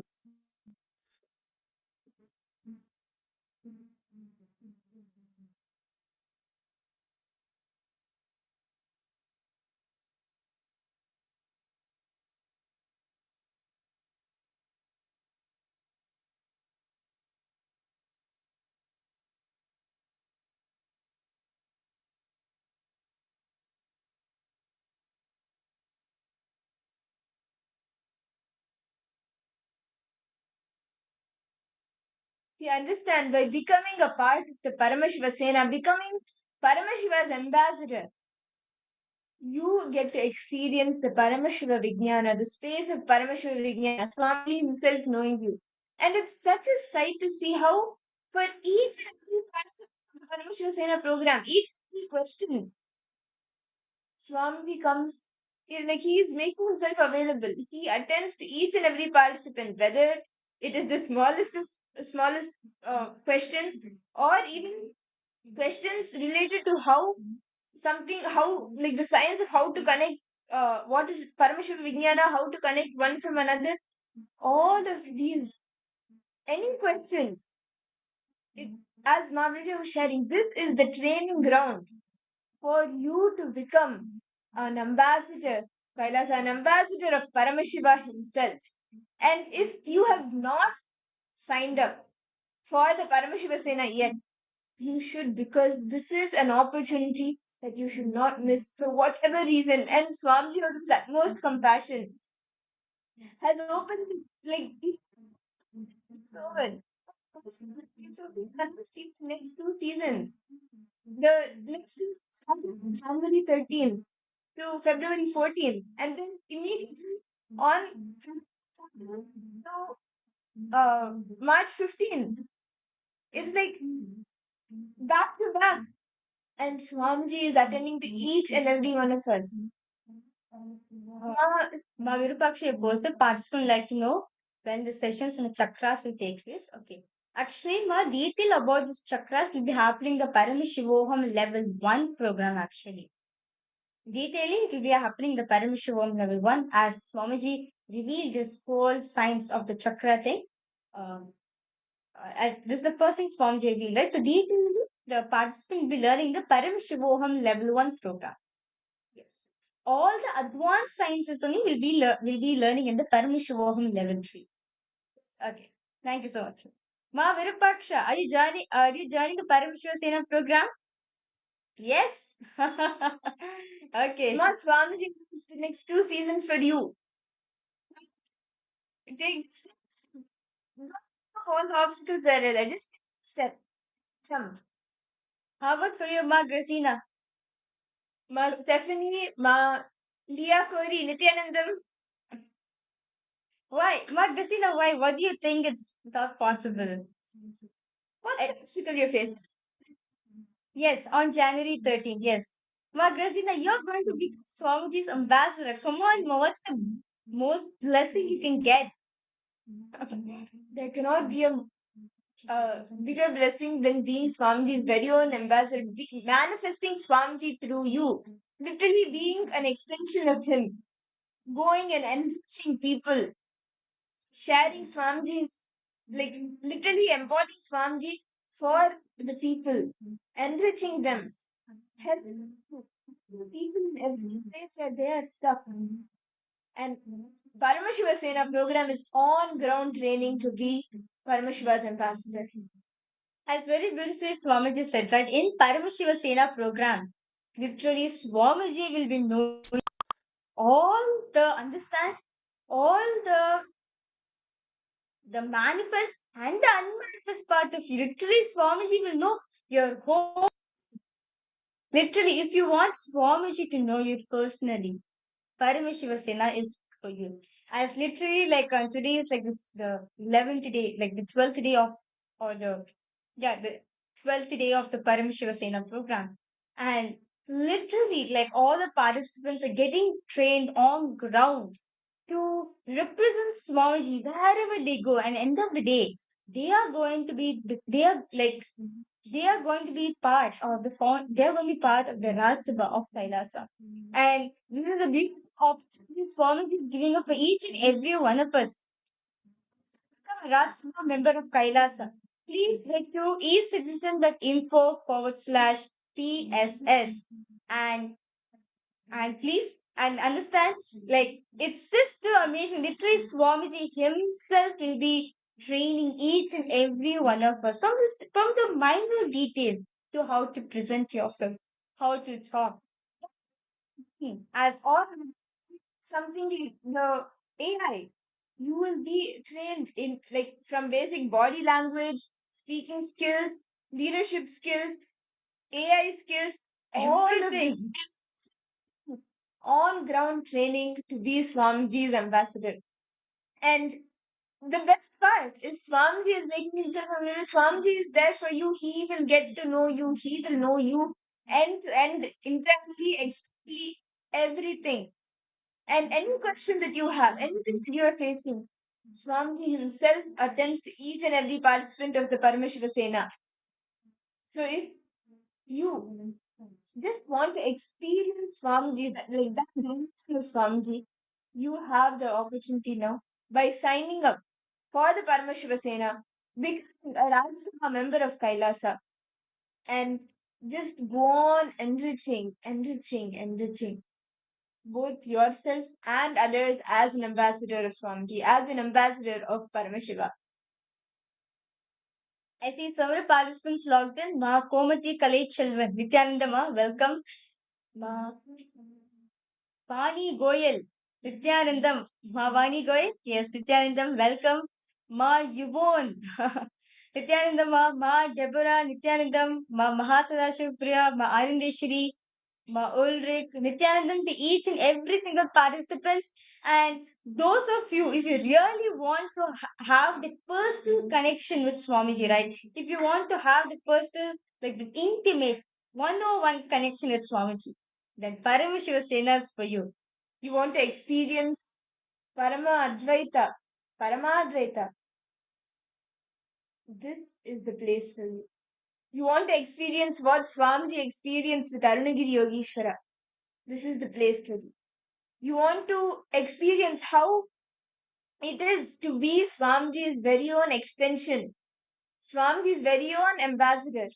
This is the place for you. Around 5,000 years ago, at the end of Mahabharat War, the ancient enlightened Hindu civilization consisted of 10,000 Hindu traditions, or sampradayas, that existed in 56 Hindu nations, 200 Hindu kingdoms, 1,700 Hindu provinces that covered more than 6 million kilometers square of Asia. The Supreme Pontiff of Hinduism, SPH, Bhagavan Sri Nithyananda Paramashivoham, is the reviver of KAILASA, this ancient enlightened Hindu civilizational nation. KAILASA is an unbroken cultural, religious, historical, civilizational, and sovereign continuation and revival of multiple of these historical Hindu sovereign states and Hindu ecclesiastical entities. The unbroken continuity of these ancient Hindu nations through KAILASA results in the legal recognition of KAILASA as per the international customary law, particularly the doctrine of continuity. The international law, the doctrine of continuity, implies that upheavals and revolutions within a country, changes in government, territorial adjustments, measures taken during military occupation, or other internal transformations do not negate the existence of the country, do not affect the legal personality and international obligations of the country or state. The Vienna Convention on Succession of States in respect of treaties, 1978, addresses these principles of the doctrine of continuity as it outlines international law during situation of state succession or continuation. International law recognizes a state's legal personality by recognizing its identity. This perspective extends even during the period when the given state or country is annexed or occupied by a foreign power. Even in such cases, the legal personality of the state is considered to persist, enabling its subsequent re-establishment. Historical examples dating back to the 18th century include cases like Portugal and Genoa that were re-established after the Vienna Congress of 1815. More recent examples include countries such as Poland, Ethiopia, Czechoslovakia, Albania, and Austria that were re-established after World War II. Even when a nation is deprived of its territory, the nation continues to exist. Its sovereignty and international legal personality continues to persist. The Dalai Lama, as the spiritual and temporal leader of Tibet, exemplifies this principle. In 1959, the Dalai Lama was exiled and forced to flee.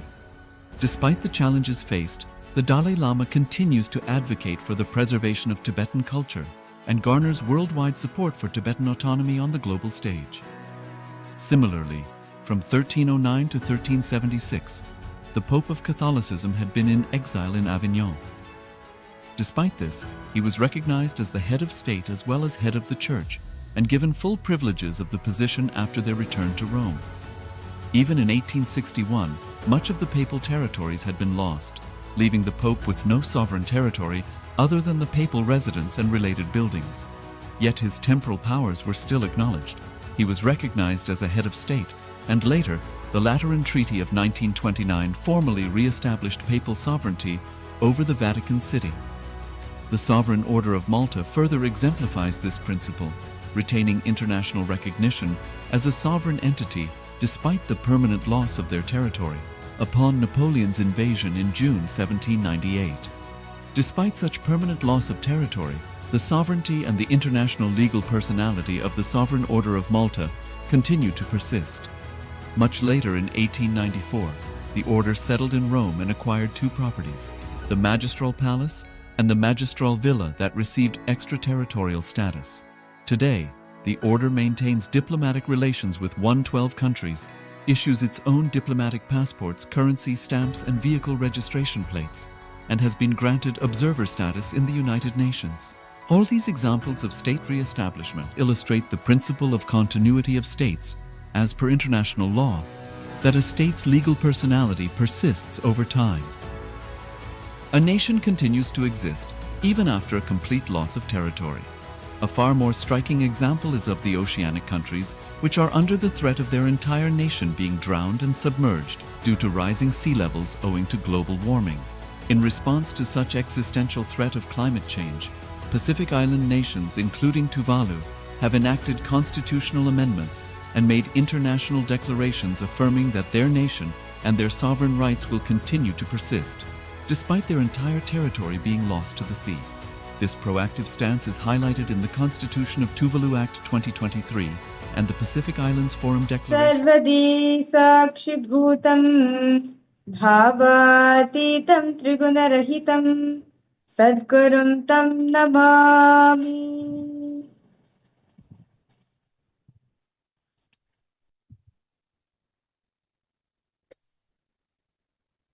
Nithyananda, welcome each and every single viewers watching us in various different social media platforms for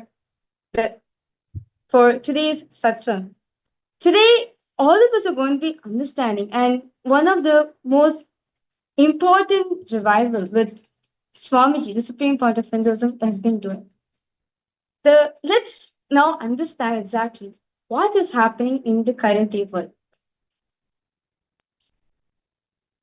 One of the most important topics, the topics in the world is about children. And Swamiji, one of the greatest revivals which Swamiji has done is reviving the Nithyananda Gurukul. First, let us understand what is going on with what are the problems, what are the crises which the modern day children are facing. Children today are facing and suffering at unprecedented rates. Let's look at some shocking statistics and shocking facts. Suicide among children, among youth, is the second leading cause of death among teenagers globally. And more than 1 in 5 children suffer from severe anxiety and depression just by the age of 13 itself. And few of the other problems which the youth face nowadays is screen addiction. We all know how addicting social media is, whether it's TikTok, Instagram, Facebook, Twitter, it can be anything. Social media is so addicting nowadays, and children are just losing themselves in the devices in all of these social media platforms. The average child spends over 7 hours a day on digital screens. This addiction leads to low self-esteem, emotional instability, social disconnection, even depression. Let me show you some shocking articles which you will be able to see the mental health statistics of the youth nowadays. 12.6 million people between the age of 18 and 25 experience mental, behavior, or emotional health issues in this past year. This is just in the last 1 year. This amounts to 1 in 3 young adults, a percentage that is higher than any other adult range. So 1 in 3 adults, young adults, experience severe depression, anxiety. And here you can see another one of the statistics showing the percentage of US teenagers ages from 12 to 17 who has had symptoms of anxiety or depression in the past 2 weeks just through daily screen time. This is not through exams. This is not through all of the other issues which are out there. Just through daily screen time. You can see 27.1% of teenagers experience anxiety symptoms and 25.9% experience depression symptoms. And this is with 4 or more daily hours of daily screen time. This is just with more than 4 hours of daily screen time. 27.1% of teenagers experience anxiety symptoms and depression symptoms.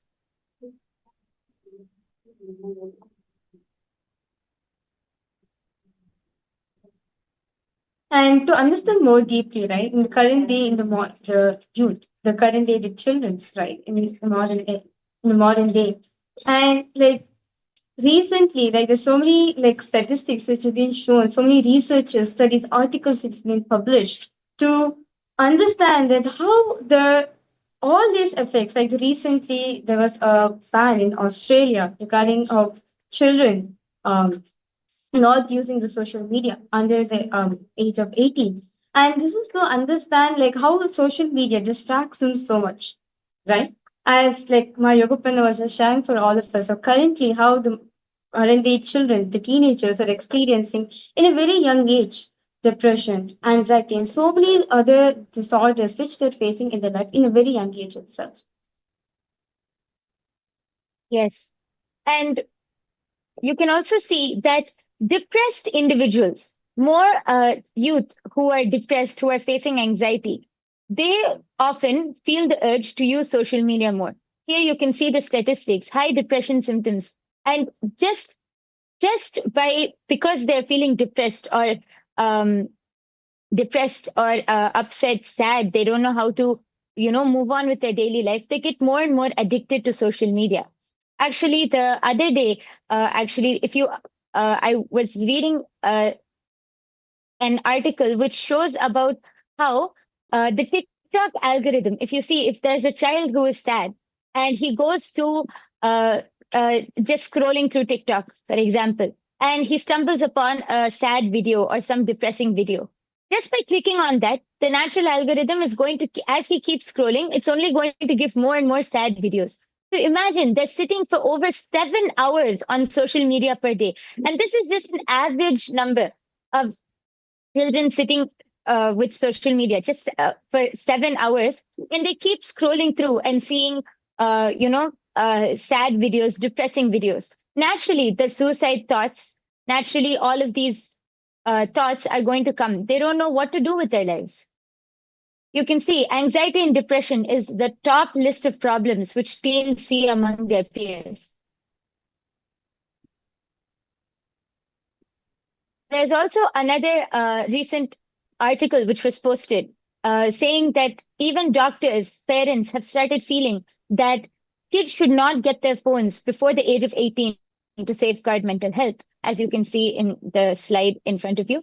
Just like this, even Australia, as Mavirja explained, Australia has also has banned social media for kids under the age of 16. Just this one social media is able to have such an impact on children. And this is to understand that when, like, actually what happens in the social media, no matter whatever they go through, right, whatever happens through the continuous scrolling in the social media, right, the kinds of information they've been exposed to, the kind of information in a very young age, children are being absorbing into their life, due to which they take decisions in their life also. And due to which, because of this one reason of social media, so much of like in a very young age, at the age of 18, kids start experiencing depression. They already have lots of anxiety, and they're clueless, do not know what are they supposed to do in their life. Yes. And let's talk about another very pressing issue among youth, exam pressure. The moment we say exam pressure, I think every one of you, even if you're an adult sitting here, you'll